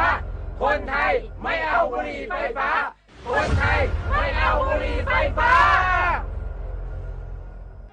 สภาสมาคมสตรีแห่งชาติในพระบรมราชินูปถัมภ์ขอเชิญเฝ้ารับเสด็จสมเด็จพระนางเจ้าพระบรมราชินีเสด็จพระราชดำเนินไปทรงเปิดงานวันสตรีไทยประจำปี 2568 ภายใต้แนวคิดสตรีไทยพร้อมใจสืบสารรักษาต่อยอดพระราชปณิธานอย่างยั่งยืนในวันที่ 1 สิงหาคมนี้เวลา 16 นาฬิกาณ Impact เมืองทองธานีรวมเชิดชูเกียรติสตรีไทยพลังสำคัญแห่งการพัฒนาประเทศคนไทยรักสุขภาพฟังทางนี้ขอเชิญร่วมออกกำลังกายสร้างสังคมสุขภาพดีกับโครงการแสงดำใจไทยทั้งชาติเดินวิ่งปั่นป้องกันอัมพาตครั้งที่ 11 เฉลิมพระเกียรติด้วยแนวคิดใหม่ออกกำลังกายเป็นนิสัยห่างไกลสโตรก No Stop No Stroke สมัครได้แล้ววันนี้ที่ wrb11.thai.run ถึง 31 สิงหาคม 2568 มาร่วมกันทำให้การออกกำลังกายเป็นส่วนหนึ่งในชีวิตประจำวันแล้วมาเดินวิ่งปั่นพร้อมกันทั่วประเทศ 2 พฤศจิกายนนี้ทนรถดนตรีไลฟ์เดือนสิงหาคม พบวงร็อกในตำนาน40 ปีดิโอรานโปรเจกต์แทนความห่วงใยปรารถนาอย่าหยุดยั้งพลังร็อกร่วมดำเนินรายการโดยมาโนดพุทธาวันศุกร์ที่8 สิงหาคม 2568 เวลา 18 นาฬิกาณห้องออดิทอเรียมอาคารศูนย์ปฏิบัติการถนนวิภาวดีรังสิตดินแดงกรุงเทพติดต่อเข้าชมฟรีได้ที่ Facebook ถนนดนตรีเรายังเป็นนักเดินทางรัฐมนตรีช่วยว่าการกระทรวงมหาดไทยกำชับทุกหน่วยงานในพื้นที่ชายแดนไทยกัมพูชาเร่งดำเนินมาตรการดูแลประชาชนฟื้นฟูพื้นที่ที่ได้รับความเสียหายและให้ความช่วยเหลือตามระเบียบโดยเร็วนางสาวธีรรัตน์สำเร็จวานิชรัฐมนตรีช่วยว่าการกระทรวงมหาดไทยเปิดเผยว่าในที่ประชุมศูนย์เฉพาะกิจบริหารสถานการณ์บริเวณชายแดนไทยกัมพูชาร่วมกับหน่วยงานในสังกัดกระทรวงมหาดไทยและกรมบัญชีกลางได้มีข้อสั่งการไปยังทุกภาคส่วนที่เกี่ยวข้องในพื้นที่7จังหวัดชายแดนไทยกัมพูชาหากมีความต้องการใช้งบประมาณในการดูแลประชาชนในพื้นที่เกินหลักเกณฑ์ให้เร่งประสานกรมป้องกันและบรรเทาสาธารณภัยรวมถึงองค์กรปกครองส่วนท้องถิ่นเพื่อขออนุมัติใช้งบช่วยเหลือตามระเบียบพุทธศักราช 2566 ได้ทันทีโดยไม่ต้องรอประกาศภัยพิบัติพร้อมเร่งสำรวจความเสียหายบ้านเรือนประชาชนระบบสาธารณูปโภคเพื่อให้ความช่วยเหลือตามระเบียบอย่างเคร่งครัดนอกจากนี้ยังสั่งการให้ทุกจังหวัดได้เร่งมอบเงินเยียวยาเพื่อให้ความช่วยเหลือประชาชนผู้ได้รับผลกระทบจากสถานการณ์บริเวณชายแดนไทยกัมพูชาให้ถึงมือประชาชนและครอบครัวโดยเร็วที่สุดตามมติคณะรัฐมนตรีกรณีเสียชีวิตรายละ1 ล้านบาทกรณีทุพพลภาพรายละ 700,000 บาทกรณีบาดเจ็บสาหัสรายละ 200,000 บาทกรณีบาดเจ็บมากรายละ 100,000 บาทและกรณีบาดเจ็บน้อยรายละ 50,000 บาทปุริมพัฒน์สอนการรายงานกระทรวงสาธารณสุขระดมจิตอาสาด้านการแพทย์กว่า 1,700 คนเสริมกำลังช่วยเหลือพื้นที่ชายแดนไทยกัมพูชาพร้อมดูแลสภาพจิตใจกลุ่มเสี่ยงเข้าสู่กระบวนการดูแลรักษานายแพทย์วีรวุฒิอิ่มสำราญรองปลัดกระทรวงสาธารณสุขกล่าวว่าที่ประชุมติดตามสถานการณ์และการดูแลด้านการแพทย์และสาธารณสุขกรณีชายแดนไทยกัมพูชาได้รายงานมีผู้เสียชีวิตเพิ่ม1 รายเป็นผู้อพยพผู้สูงอายุที่มีอาการป่วยส่งไปรับการรักษาแล้วเสียชีวิตแต่ไม่มีผู้บาดเจ็บเพิ่มเติมส่งผลให้ภาพรวมตั้งแต่วันที่ 24 กรกฎาคม 2568 ถึงเวลา 15 นาฬิกาของวันนี้มีผู้เสียชีวิตสะสม 15 รายบาดเจ็บสะสม 38 ราย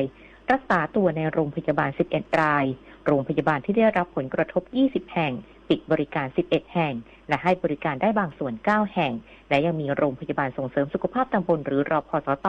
ได้รับผลกระทบอีก 149 แห่งอย่างไรก็ตามยังมีโรงพยาบาลในพื้นที่อีก 56 แห่งที่มีศักยภาพพร้อมรับเคลื่อนย้ายผู้ป่วยทั้งนี้หน่วยงานของกระทรวงสาธารณสุขในพื้นที่ยังคงให้การดูแลประชาชนในศูนย์อพยพอย่างต่อเนื่องโดยจัดทีมปฏิบัติการด้านการแพทย์ควบคุมโรคอนามัยสิ่งแวดล้อมและสุขภาพจิตรวม 804 ทีมนอกจากนี้กองสาธารณสุขฉุกเฉินได้สำรวจและรวบรวมข้อมูลจิตอาสาด้านการแพทย์และสาธารณสุขจากทั่วประเทศ 1,785 คนส่วนผลการคัดกรองสุขภาพจิตประชาชน 21,007 คนพบมีความเครียดสูง 293 คนเสี่ยงฆ่าตัวตาย 41 คนได้ให้การปฐมพยาบาลจิตใจและส่งเข้ารับการดูแลตามกระบวนการทุกรายนฤมลอุดมพรรายงานสำนักงานชลประทานที่ 1ยืนยันสถานการณ์น้ำในภาพรวมอยู่ในเกณฑ์ควบคุมโดยเน้นบริหารจัดการน้ำให้สอดคล้องกับแนวโน้มปริมาณฝนในแต่ละช่วงเวลานายอภิวัตรภูมิไทยสงฆ์รองผู้อำนวยการสำนักงานชลประทานที่1ยืนยันภาพรวมสถานการณ์น้ำในเขตรับผิดชอบอยู่ในเกณฑ์ควบคุมซึ่งสำนักงานชลประทานที่1ได้ประสานความร่วมมือกับภาคส่วนที่เกี่ยวข้องเพื่อวางแผนการบริหารจัดการน้ำให้สอดคล้องกับแนวโน้มและปริมาณฝนในแต่ละช่วงเวลาอย่างใกล้ชิดไม่ให้ส่งผลกระทบพื้นที่ด้านท้ายน้ำ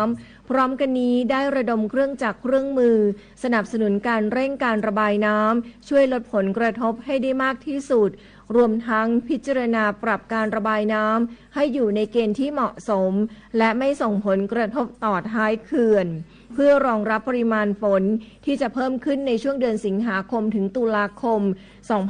2568 พิมลกันเดชาชัยทีมข่าวสวทเชียงใหม่รายงานจบข่าวยุทธพรบานเย็นอ่านรับฟังข่าวครั้งต่อไปเวลา 23 นาฬิกาครับติดตาม ามข่าวที่นำเสนอไปแล้วได้ที่ www.thainews.prd.go.th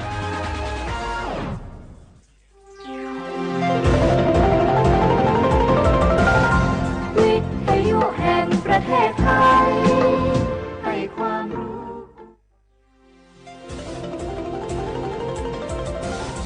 วิทยุแห่งประเทศไทยให้ความรู้คู่ความสุข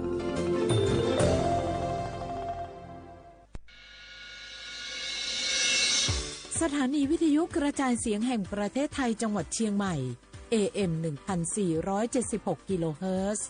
สถานีวิทยุภาคภาษาชาติพันธุ์แห่งเดียวในประเทศไทยที่มีความทันสมัยเชื่อถือได้สร้างอัตลักษณ์กลุ่มชาติพันธุ์สู่สากล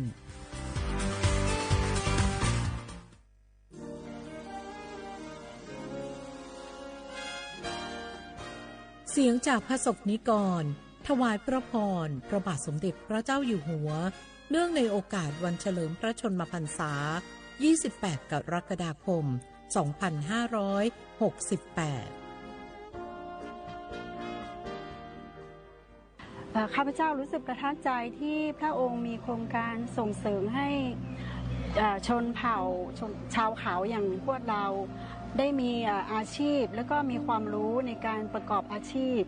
ทำให้มีรายได้เสริมเพิ่มจากการเป็นเกษตรกรเนื่องในโอกาสปีนี้เป็นปีมหามงคล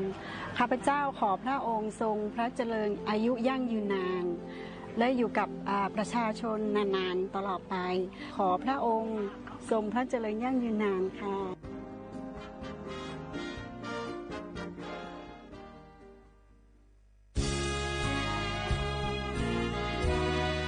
พระบารมีปกเกล้าเพื่อปวงชนชาวไทย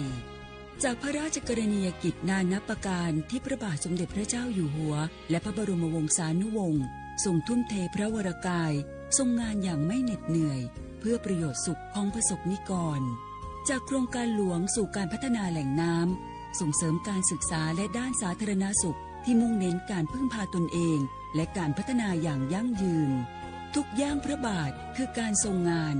ทุกพระราชดำริคือพลังแห่งการพัฒนาเพราะประชาชนคือหัวใจของแผ่นดินร่วมเสริมสร้างความรักในสถาบันหลักของชาติโดยสำนักงานประชาสัมพันธ์ที่ 3 กรมประชาสัมพันธ์เจ็บป่วยฉุกเฉินวิกฤตอันตรายถึงชีวิตคนไทยทุกคนใช้สิทธิเจ็บป่วยฉุกเฉินวิกฤตเข้ารักษาโรงพยาบาลใกล้ที่สุดได้ทันทีไม่เกิน72ชั่วโมงตามนโยบายรัฐบาลให้ความคุ้มครองสอบถามเพิ่มเติมสายด่วนสปสช1330ตลอด24ชั่วโมงคุณผู้ฟังคะทุกวันนี้มิจฉาชีพมาในรูปแบบใหม่ๆมากมายที่เราอาจคาดไม่ถึงผมเนี่ยก็เคยโดนมิจฉาชีพโทรมาบอกว่าเป็นเพื่อนสนิทแล้วขอยืมเงินโชคดีนะที่เพื่อนคนนั้นอยู่ด้วยกันกับผมเลยรอดหนูก็เพิ่งโดนโทรมาบอกว่าเป็นตำรวจบอกว่าหนูมีคดีเกี่ยวข้องกับยาเสพติดแล้วก็ต้องโอนเงินไปเพื่อเคลียร์คดีโชคดีที่ตั้งสติแล้วก็ตรวจสอบก่อนไม่อย่างนั้นเงินเก็บหนูคงหายหมดแน่ๆเลยหากมีคนอ้างว่าเป็นเจ้าหน้าที่หรือให้โอนเงินอย่ารีบเชื่อต้องตรวจสอบข้อมูลกับหน่วยงานโดยตรงห้ามโอนเงินหรือให้ข้อมูลส่วนตัวเด็ดขาดและอย่าลืมนะคะว่าถ้าหากพบข้อความหรือโทรศัพท์แปลกๆให้แจ้งเจ้าหน้าที่ที่สายด่วน191หรือ1599เพื่อช่วยกันป้องกันและหยุดยั้งมิจฉาชีพค่ะร่วมด้วยช่วยกันเฝ้าระวังภัยรู้ทันมิจฉาชีพเพื่อความปลอดภัยของทุกคนด้วยความปรารถนาดีจากสำนักงานประชาสัมพันธ์ที่ 3 กรมประชาสัมพันธ์ฝนตกหนักน้ำท่วม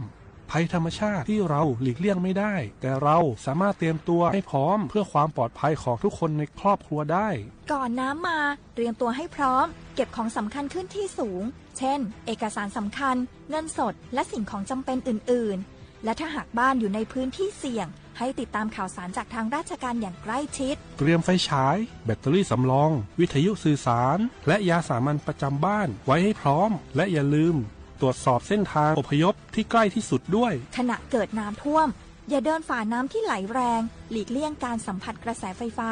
และหากต้องอพยพให้ปฏิบัติตามคำแนะนำของเจ้าหน้าที่อย่างเคร่งครัดเมื่อภัยผ่านพ้นตรวจสอบความเสียหายของบ้านและทำความสะอาดเพื่อป้องกันโรคที่มากับน้ำท่วมเตรียมตัวให้พร้อมก่อนภัยมาถึงเราจึงจะปลอดภัยด้วยความปรารถนาดีจากสำนักงานประชาสัมพันธ์ที่ 3 กรมประชาสัมพันธ์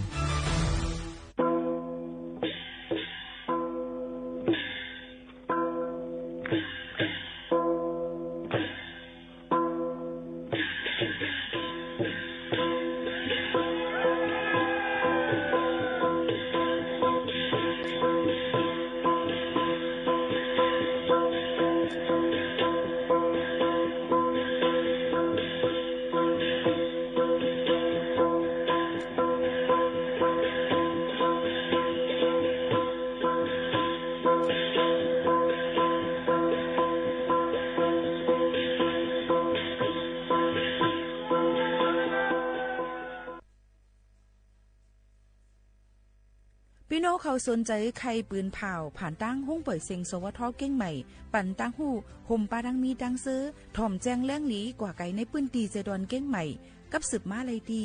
สวทเก้งใหม่หมายฟ้น053-276-068และ092-246-8579ไปคุณค่า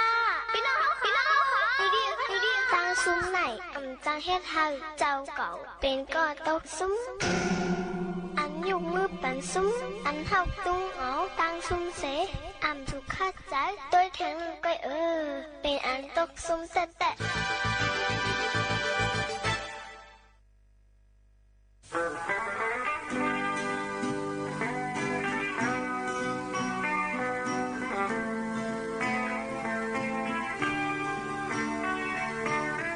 วันอ่อนหน้าต่างคือ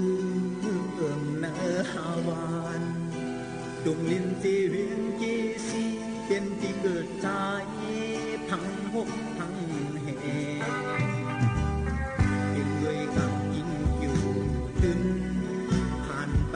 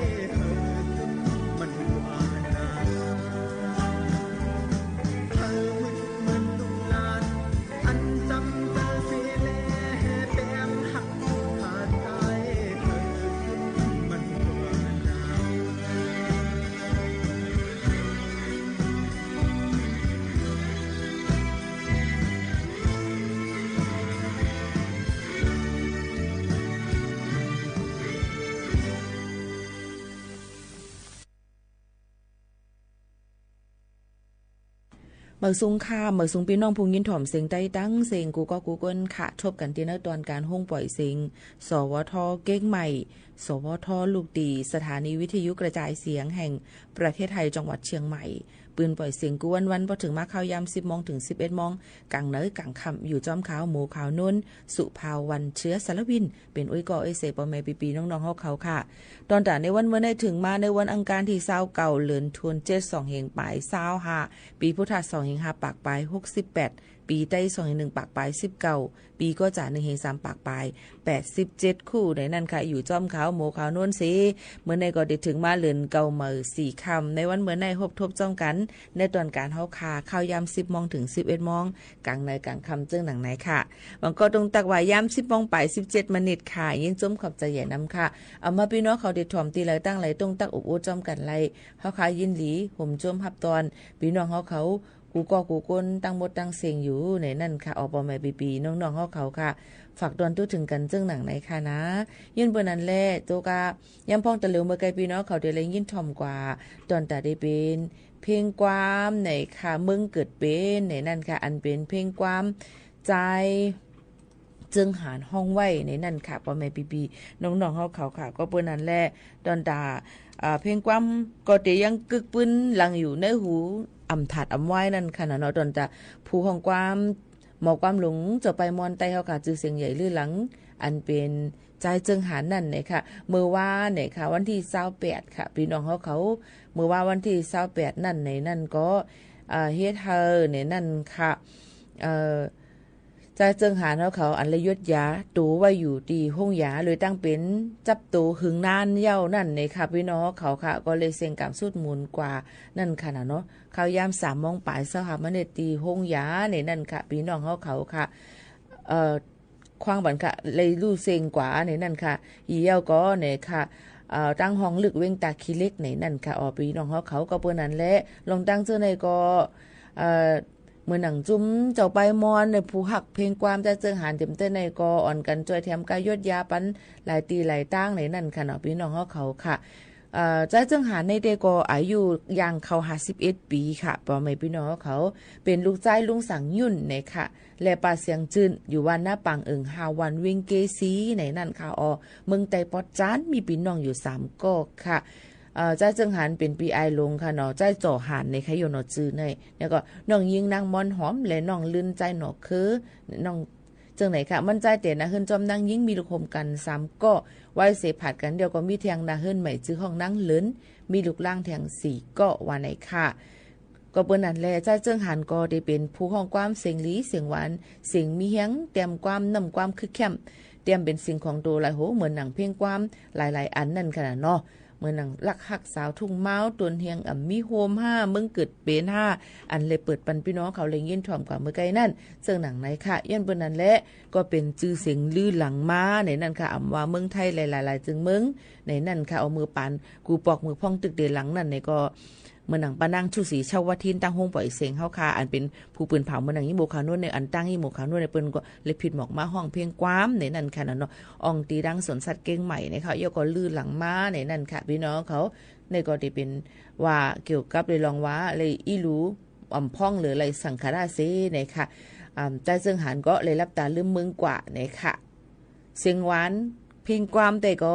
ตีเกิดไว้ในสายลมในเพลงความตีจะไปในหูผู้มือส่งเพลงความไปมอนอยู่ตาสีนั่นค่ะเนาะอันนี้ก็ยินเสียลายมองเจอจ้อมในนั่นค่ะดอนตาลองตั้งใจเจิงหันหมอความหลงจะไปมอนไตเฮาขาเลยเสียงกับสุดมูลกว่าเย้านี่ค่ะอยู่ดีดังจุ้มไปมอนเก่งใหม่เขานั่นสิเลยจอยแถมกายยศยากว่ามืออ่อนตั้งนั่นเนี่ยค่ะเลยจุดจุ่มก็อีเส8 เฮง 4 ปาก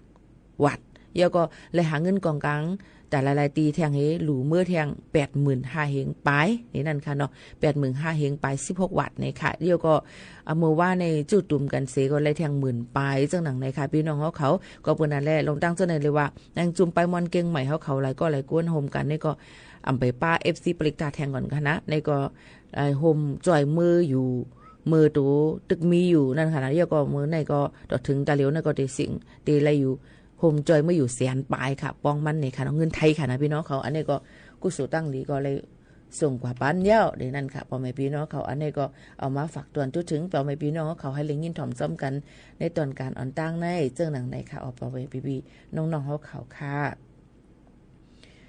มาด้วยแทงในนั่นค่ะย้ำพองตะหลิวในนั่นค่ะหลายๆตีหลายๆตั้งค่ะเนาะพ่อแม่พี่น้องเขาก็ยังตึกไม่เจอใบสีฝนตกลงมาอ่ำถัดอ่ำไว้นี่ค่ะพาลมแรงหลงวิพายาไว้เอาเสก็กึดกว่าอยู่ว่าที่อ่ำมากึ่งกลางโหลมาใส่มือวันที่27 28ในค่ะเนาะพี่น้องเขาค่ะฝนล้มในนั่นค่ะเฮ็ดให้ตั้งเวงตาขี้เล็กแม่สายเก่งหายจิมเจอในหลายๆตีหลายๆตั้งค่ะเนาะย่าน้ำน้ำท่วมน้ำนองกันในนั่นค่ะตั้งลำปางลินหยดลินโกนลินปังหลายตีหลายตั้งค่ะก็ย้อนส่งเมื่อในนำรถยอมลงเยาค่ะเนาะตั้งแต่คิเล็กพี่น้องเขาก็อยู่ของเขายามตีเพียวๆปัดล่างให้มดใส่เสียนใส่กันอยู่จังหือก็ให้ลัดผ่านให้ไล่ในนั่นค่ะบ่ได้มาถ่อมด้วยข่าวเงาฟิงฟ้าราศีในโจกาอันจำได้ถึงในจึงบ่แม่ปีๆน้องๆเขาค่ะก็หลู่เลยไปด้วยกันเนี่ยค่ะตั้งปะถ่องจึงไทยได้ฝนก็ตีมังตีเตบางทีก็ตียังตึกตีตกนำไว้อยู่ในนั่นค่ะพ่อแม่ปีๆน้องๆเขาก็บนนั้นแหละมันเดพัดเป่ามาดังเมืองห่มตุ่มเมียนมานั่นค่ะมาดังเมืองลาวเนี่ยนั่นค่ะเขามาดังเวียดนามเขามาดังเมืองจึงไทยก็เปิ้นนั้นเขาย้อนให้พ่อแม่ปีๆน้องๆเขาหลายตีหลายตั้งฟังกันไว้ลองน้ำน้ำถมน้ำล้นฝั่งน้ำร่มพายน้ำถมน้ำนองเจ็มเจอในฝักฟังไว้ปั่นก็กูก้นเจังหนังไหนค่ะพ่อแม่ปีๆน้องๆเขาอยู่ก็ไฟฟ้าช็อต5ลินหยดลินกลลินปังเจอในก็ยังตึกถูลีไว้ฟังกันอยู่ในนั่นค่ะพ่อแม่ปีๆน้องๆเขาอันนี้ก็เอามาฝากตอนถึงพ่อแม่ปีๆน้องๆเขาให้เล็งยินถ่อมจ้อมกันค่ะยก็ย่ำพองตะเหลียวดังเมืองจึงไทยเป็นพ้องอันเลิศอันไม่บ่ได้เป็นลองเพศสภาวะบ่ได้เป็นเพศลองปังตึกจังหนังไหนค่ะเกี่ยวลองดังปังตึกดังแหลนลิ้นดังเมืองไทยและดังเมืองกัมพูเดียเจิมเจอหนังนั้นค่ะเนาะยก็เตเลยหันถึงนำเจอพี่น้องเมืองเปิ้นนะคะเนาะหันถึงว่าเปิ้นมีน้ำใจฮักเป็นน้ำหนึ่งอันเดียวกันจอยแถมกันเหมือนหนังซื้อหานกว่าซื้อดังกินตั้งย่ำเจ้าในก็เปิ้นก็เอากาขันมันจังไหนคะย้อนนั่นแหละว่าเป็นวันเฮาเมืองเฮาเขารู้สึกเขาเฮิรนกว่าเนี่ยเป็นปลายกันหมดแล้วค่ะพี่น้องเขานั่นน่ะค่ะลอกลายการเฮ็ดการสร้างการส้นตุ้มการจุงจันเจอเจิมเจ้าในไตเฮาขาตั้งนำยังตึกขาดไว้อยู่นั่นค่ะเนาะยังตึกยุบย่อมไม่อยู่จังนั้นค่ะเนาะก็บ่นั้นแหละว่าเป็นวันเปิ้นเบิ่งเปิ้นในซื้อหานเขาก็ซื้อตั้งกินตั้งยำจำเสียงจังหันเปิ้นก็ปันกว่าก็บ่ว่าเปิ้นเป็นซื้อหานเปิ้นกว่าเฮกังลงจำแดนดินในวันเมืองจังไหนคะเปิ้นมีจังไหนเปิ้นวันเฮาเมืองเฮาได้ก็โอ้โหไปได้เขาก็อินกับปะโหลเลยไปเอามันได้มาเก็บซื้ออยู่มันได้เก็บกาขวัญให้อยู่ไหนให้ไหนค่ะเนาะก็เปิ้นนั้นแหละลองตั้งเจ้าในเฮาโหลเลยเปลี่ยนไปแลกไล่ในนั่นค่ะหนังคือบ่ได้เข้าถึงข่าววันก้นเมืองไหลลีกว่าข่าววันก้นเมืองอ่ำกูซึกนั่นฉุกลีเลยเฮ็ดจังหือในอันนี้เป็นปุนพรผู้อ่อนโหยก็ผู้อ่อนโหตั้งนำตั้งหลายฉุกลีเลยครึ่งปวงให้สร้างในนั่นค่ะเนาะอันนี้ก็ตัวอย่างเอามาฝากตวนปึงเตียกมันค่ะเนาะเอามาฝากมันพี่น้องเขาให้เลยครับผู้ว่าเปิ้นตั้งเฮาในมันแปลกปึงกันจึงหือเฮาซ้ำฉุกลีเลยเปลี่ยนไปแลกลายจึงหือในนั่นค่ะพี่น้องเขานี่ก็ลำลองเต้ๆในนั่นค่ะเนาะพี่น้องเขาค่ะคำในเขาค่ะมาด้วยแทงอันนึงในนั่นค่ะพี่ๆน้องๆเขาค่ะเกี่ยวกับลุยลองวัดไว้พี่น้องเฮียงการยันมึงจะเจออันใกล้ๆถามกันเข้ามานั่นในค่ะเนาะพี่น้องเขาค่ะอำไปมีตื้อต่างว่าติสืบเฮ็ดปันก็กะว่าเปิ้นควักปันเข้าย่ำให้อยู่กว่าต่อถึงปลายปีวันที่13เดือน12นั่นอยู่ในวงวางในก็จะมีลองตั้งเปลี่ยนไปแลกลายจังหือในก็เด็กข้าจะเอาเขาเงาเสมาปืนปล่อยเสียงฝากตวนจุดถึงพ่อแม่ปีๆน้องๆเขาให้เลยครับผู้ให้เลยยินถ่อมจ้อมกันกูตีกูตั้งอยู่ห่างค่ะพ่อแม่ปีๆน้องๆเขาในก็เอามาฝากตวนจุดถึงพ่อแม่ปีๆน้องๆเขาเจ้าหนังในค่ะพี่น้องเขาค่ะหรือใจถ่อมด้วยเพียงความหวานหูถูกใจกันกันมาถ่อมด้วยแทงข่าวเงาอันทางเฮียนฝากตวนจูถึงปอมแม่ปีน้องๆเขาแทงก่อนเลยค่ะพี่น้องเขาค่ะสืบถ่อมด้วยแทงเพียงความอันพี่น้องเขาย้อนกันเขามาตั้งเฮือนสอมค่ะถึกง่าในค่ะสืบถ่อมค่ะ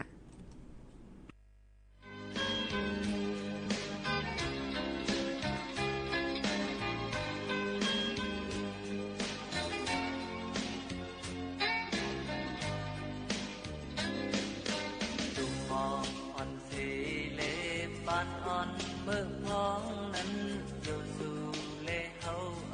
พบมาก็สายต้นหาก็ตากว่า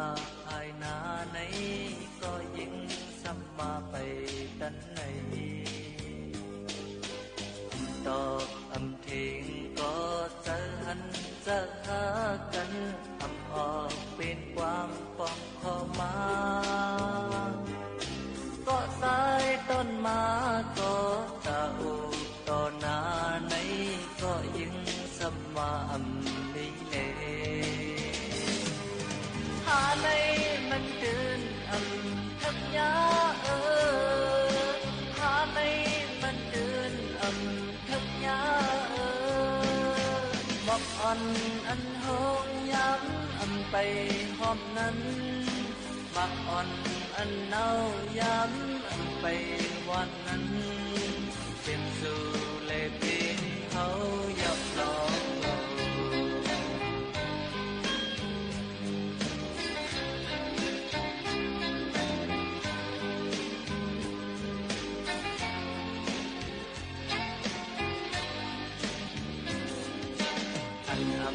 ทางเป็นนั้นอันเฮโท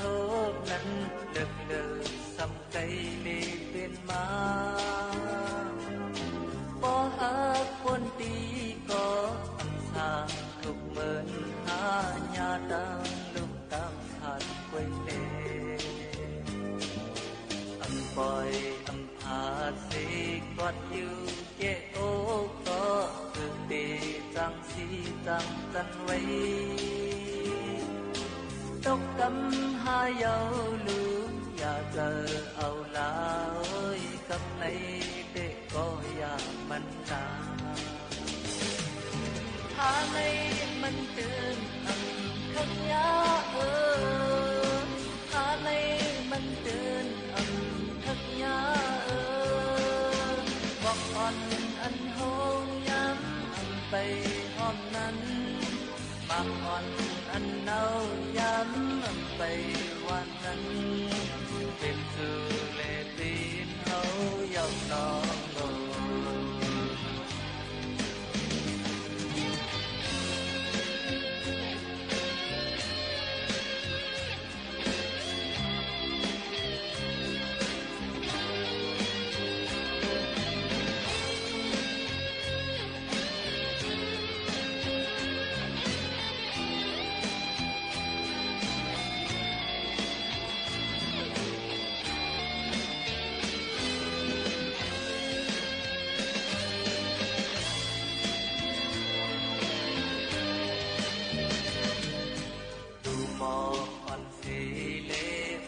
อ่อนมือพ้องนั้นอยู่สู่เลเขา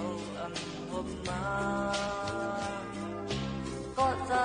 ต้นหาก็ตากว่าภายหน้าในก็ยิ่งสมาไปกันในดอกทิ้งก็เธอหันจะหากันออกเป็นกว้างปองขอมาก็ใจต้นมาก็ตาหูต่อหน้าในก็ยิ่งสมาลีเล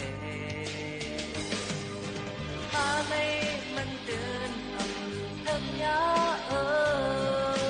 หาในมันเตือนทักยาบอกอ่อนอันหงย้ำไปหอบนั้นมักอ่อนอันเน่าย้ำไปวันนั้นเป็นสู่เลปีนเขายอมน้องโล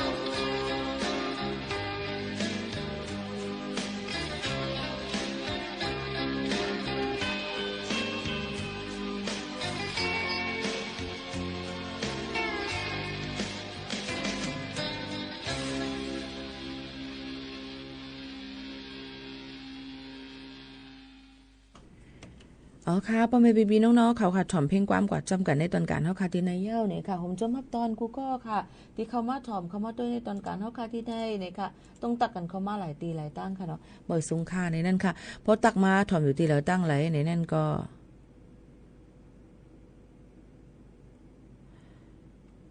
หลัดปันกันก็ดิ่งเป็นอันยินจมเตๆวาๆในนั่นค่ะพ่อแม่บีๆน้องๆเขาค่ะมาได้ข่าวเงาเทียง1อันค่ะนะพี่น้องเขาเป็นอันไม่เจอตอนตา จะเจออันถูกดีได้คึงปองให้สร้างเนี่ยก็เป็นอันไม่เจอตอนตาก้นอันยิบไปวัดไว้เต้ๆในนั่นค่ะย้อนบ่ว่า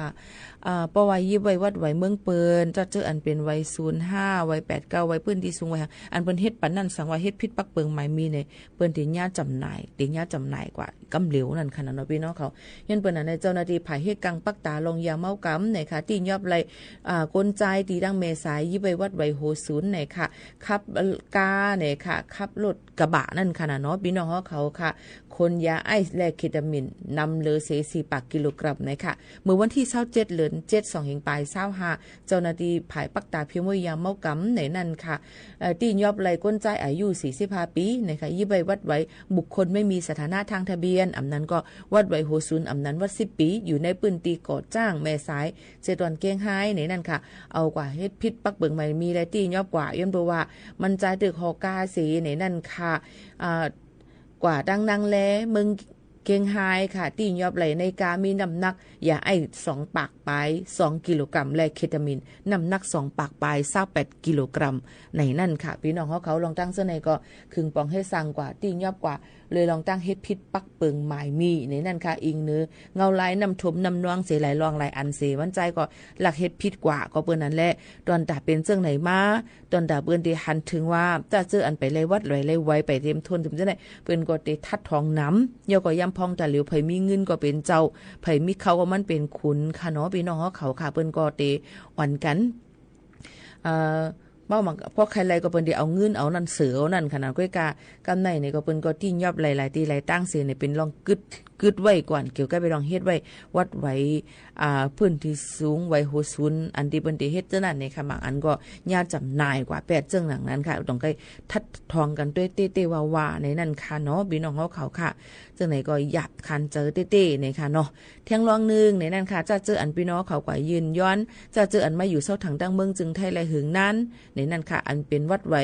ปืนตีสูงวัดเขียวขอบแหลงเจิมเจ้านั้นวัดโหศูนย์อันเป็น8 เก่าเจิมเจ้าในค่ะพี่น้องเขามังก็เปิ้นอ่อนกันคัดใจกว่ายืนย้อนวัดไว้ยืนเป็นสถานะต่างดาวถาวรกันในนั่นค่ะลองตั้งวัดไว้เจอในนั่นในก็พี่น้องเขาติเลยตุ้ยว้าวหมายพังวัดเฮาคาติเลยหางแฮนไว้ในค่ะเนาะถ่ายไว้เหมือนจ้อมยอก็ติเลยมีไว้ทร838ขอในนั่นค่ะยอก็ติเลยมีปืนทะเบียนประวัติ8 เก่าในนั่นค่ะอองตีเฮาค่ะเฮ็ดตีเมืองนั่นในค่ะเนาะสังเจอว่าเฮาค่ะเฮ็ดตีเวียงแหงในข้าวคาก็สำคัญกับเกี้ยงไฮ้ในค่ะได้ตัวอย่างมันเฮาก็ติเลยก็ย้อนแบบทะเบียน8 เก่าในตีอำเภอเวียงแหงในนั่นค่ะตอนตัดตีไม่ยืนย้อนเฮ็ดไว้จอมหนังวัดไว้เฮาค่ะมีนั่นจังไหนค่ะเนาะติเลยก็เอาดิต้นโคมานั่นค่ะเนาะพี่น้องเขาค่ะจังหนังไหนในนั่นค่ะถามว่าเฮาตังก็เอาปันจ่องไลในนั่นค่ะอำไลค่ะเนาะก็เปิ้นนั้นพี่น้องตูก็นั่นติเลยกว่าเอาหังกุ้ยจังหนังไหนค่ะพี่น้องเขาลองตั้งเสื้อในเพราะว่าทร38แลแบบปืนตัว8 เก่า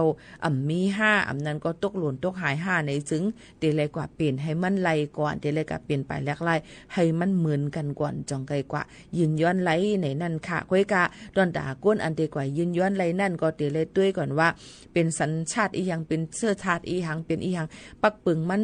ลอกไล่มันจ่องเข้าในปึงตราหว่างจำหนังปักปึงหมายมีมติครม.เมื่อวันที่29เดือน10ปุ่นปีกายป่นมานั่น5ในนั่นค่ะพี่น้องเขาค่ะ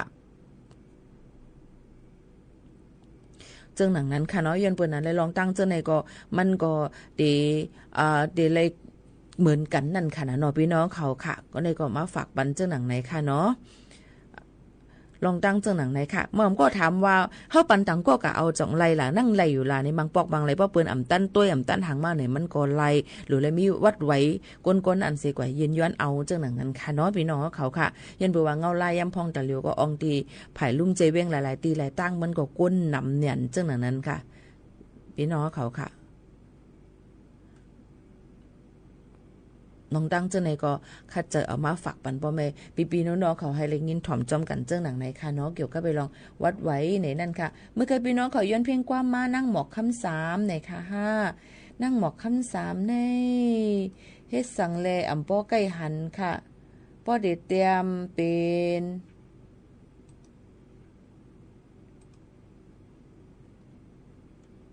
เมื่อไกลว่าหักมีหิมอองเก่าในจ่องใจค่ะสืบถอมจ้ำกันค่ะน้องพี่น้องเขาค่ะ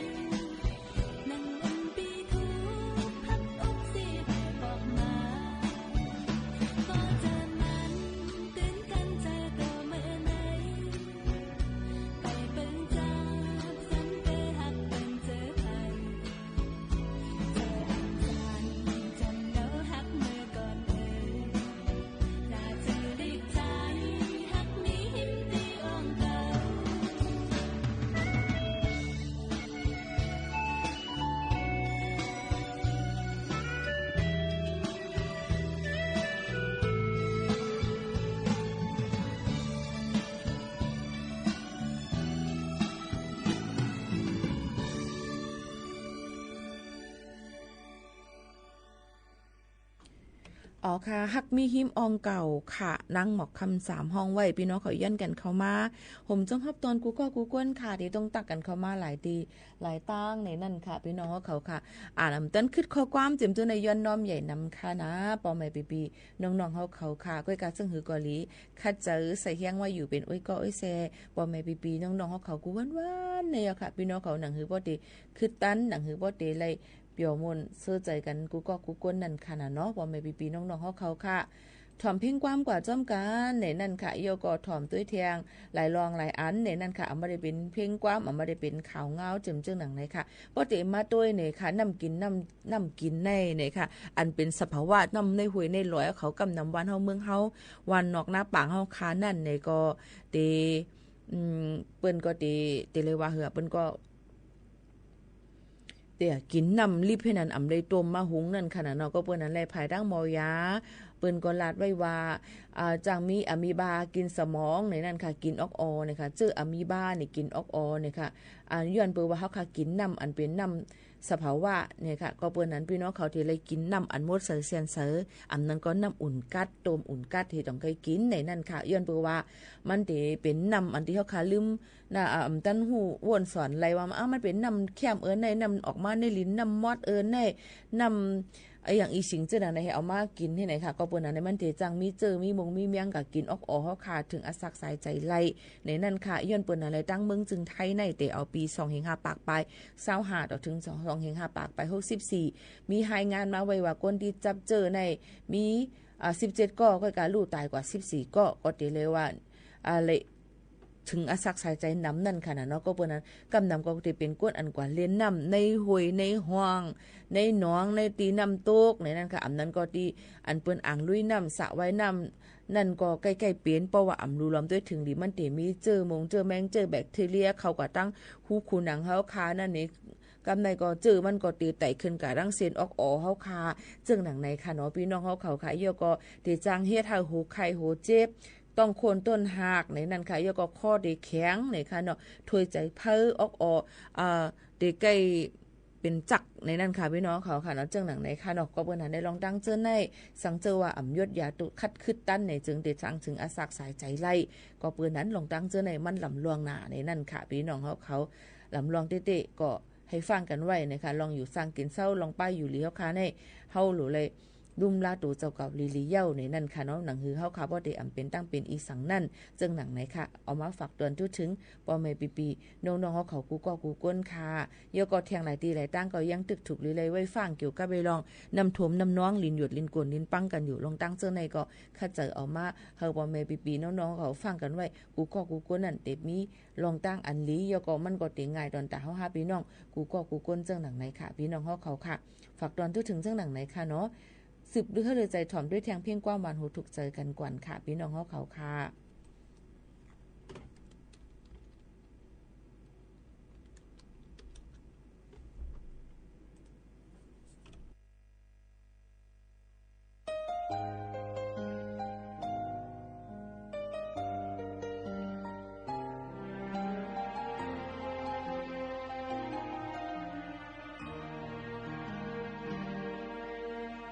หัวใจฮักอันเดอยู่ไว้หิมจำมันก็เหงาสู่แคบค้างสึกใจฮักปันทั้งมันเลยยกยมสั่ง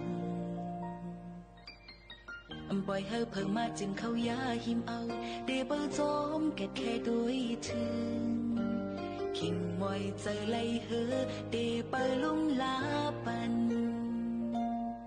เพื่อเดใครสนใครเก่าใครยากก็โหใจเดฮักคือมันไว้อยู่เดสิเดฮักผาดยานมาต่อโจถึงสุดปันเป็นสังเป็นบ่มีมาผัวจักปานไงโกสังเดต่อสู้ตั้งนะสังหักเป็นเอ็นแห่งฮักสุภาพกันเสียงสูงเดมีหิมจำจงยิบมือกันพาดอโจดอสุดปานหักสุภา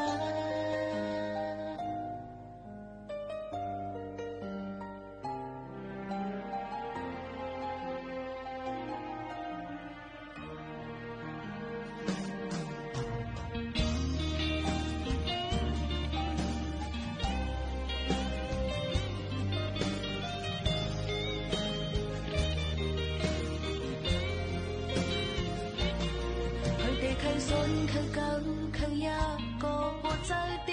ฮักกืมมันไว้เดสุดเตฮักอำพาดยานมาต่อโจถึงสุดปานเป็นสังเป็นบ่มีมันว่าจัดปานใดอำกูสังเตต่อสู้ดังนะจะหักเป็นเอ็นเฮียงหักสุภาพกันอำเสียงสูเดมียังจำจงยิบมือกันอำพาต่อโจต่อสุดปานหักสุภาเป็นสังเป็นบ่มีมาเพราะว่าจัดปานไหนอำกูสังเตต่อสู้ดังนะจะหักเป็นเอ็นเฮียงหักสุภาพกันอำเสียงสูเดมียังจำจงยิบมือกันอำพา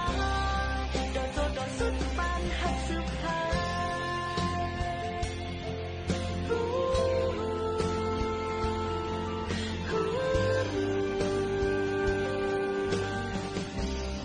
ต่อโจต่อสุดปานหักสุภา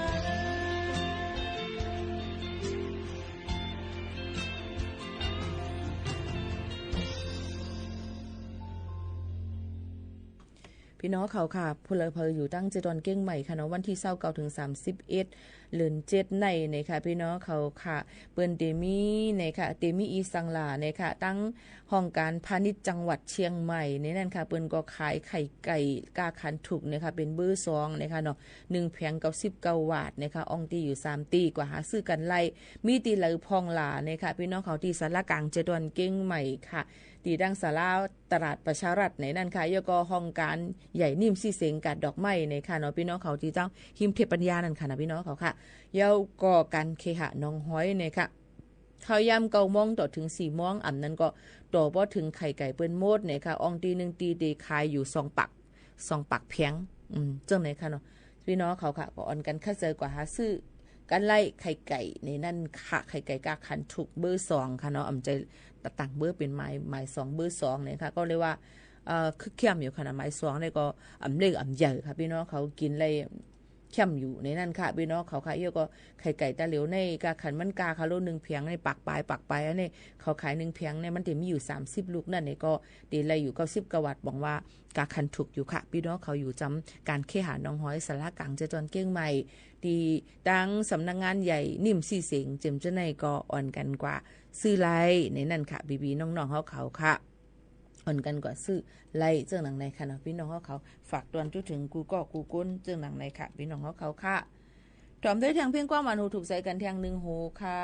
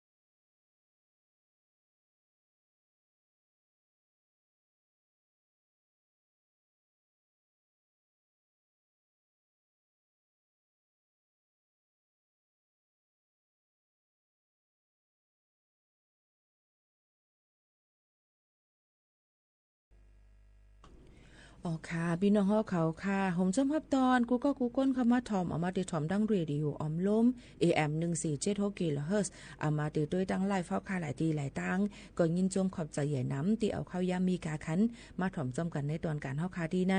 หลายตีหลายตั้งหกทบยาเพนำถมนำน้องลองดูซุ่มก็ได้มีก้อยกาไว้สิลองดูซุ่มอย่าลองอันเฮาคามีลองแก่นแข็งเลยคำเลือด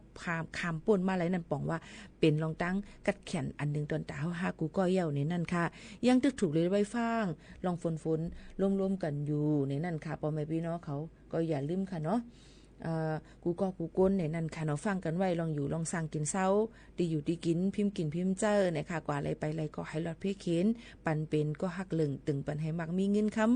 วันขึ้นให้หมอป้องให้ป่นยันพี่ให้มองเจอกันกูก็กูก้นตั้งมดตั้งเสียงสีส่งสั่งถึงพี่น้องเขากูวันอยู่ค่ะข้าวหมูข้าวน้นสุภาวันเชื้อสารวินเดย้อนผัดยานปอแม่ปีน้องๆเขาเมื่อกว่าก่อนส่งขึ้นมาฮบมาทบจำกันแทงขอบใจถึงกูก็ที่เอาข้าวยามมาถ่อมจำกันที่ในอันไรลีก็เอาอันไรเมาก็แปดค่ะผัดยันพี่น้องเขาเมื่อกว่าก่อนส่งขึ้นทบกันแทงค่ะม่อนๆค่ะขอบใจค่ะไก่โคเพ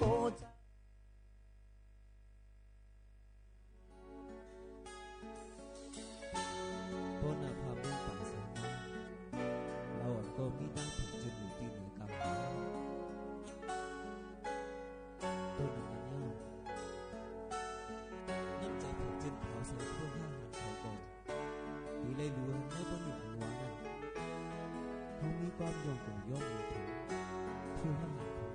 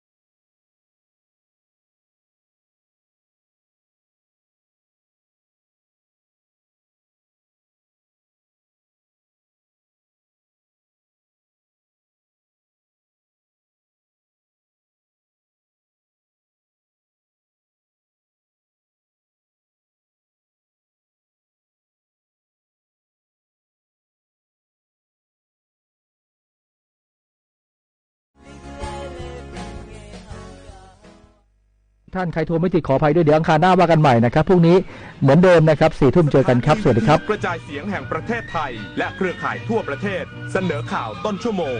รู้เร็วรู้จริงเกาะติดทุกสถานการณ์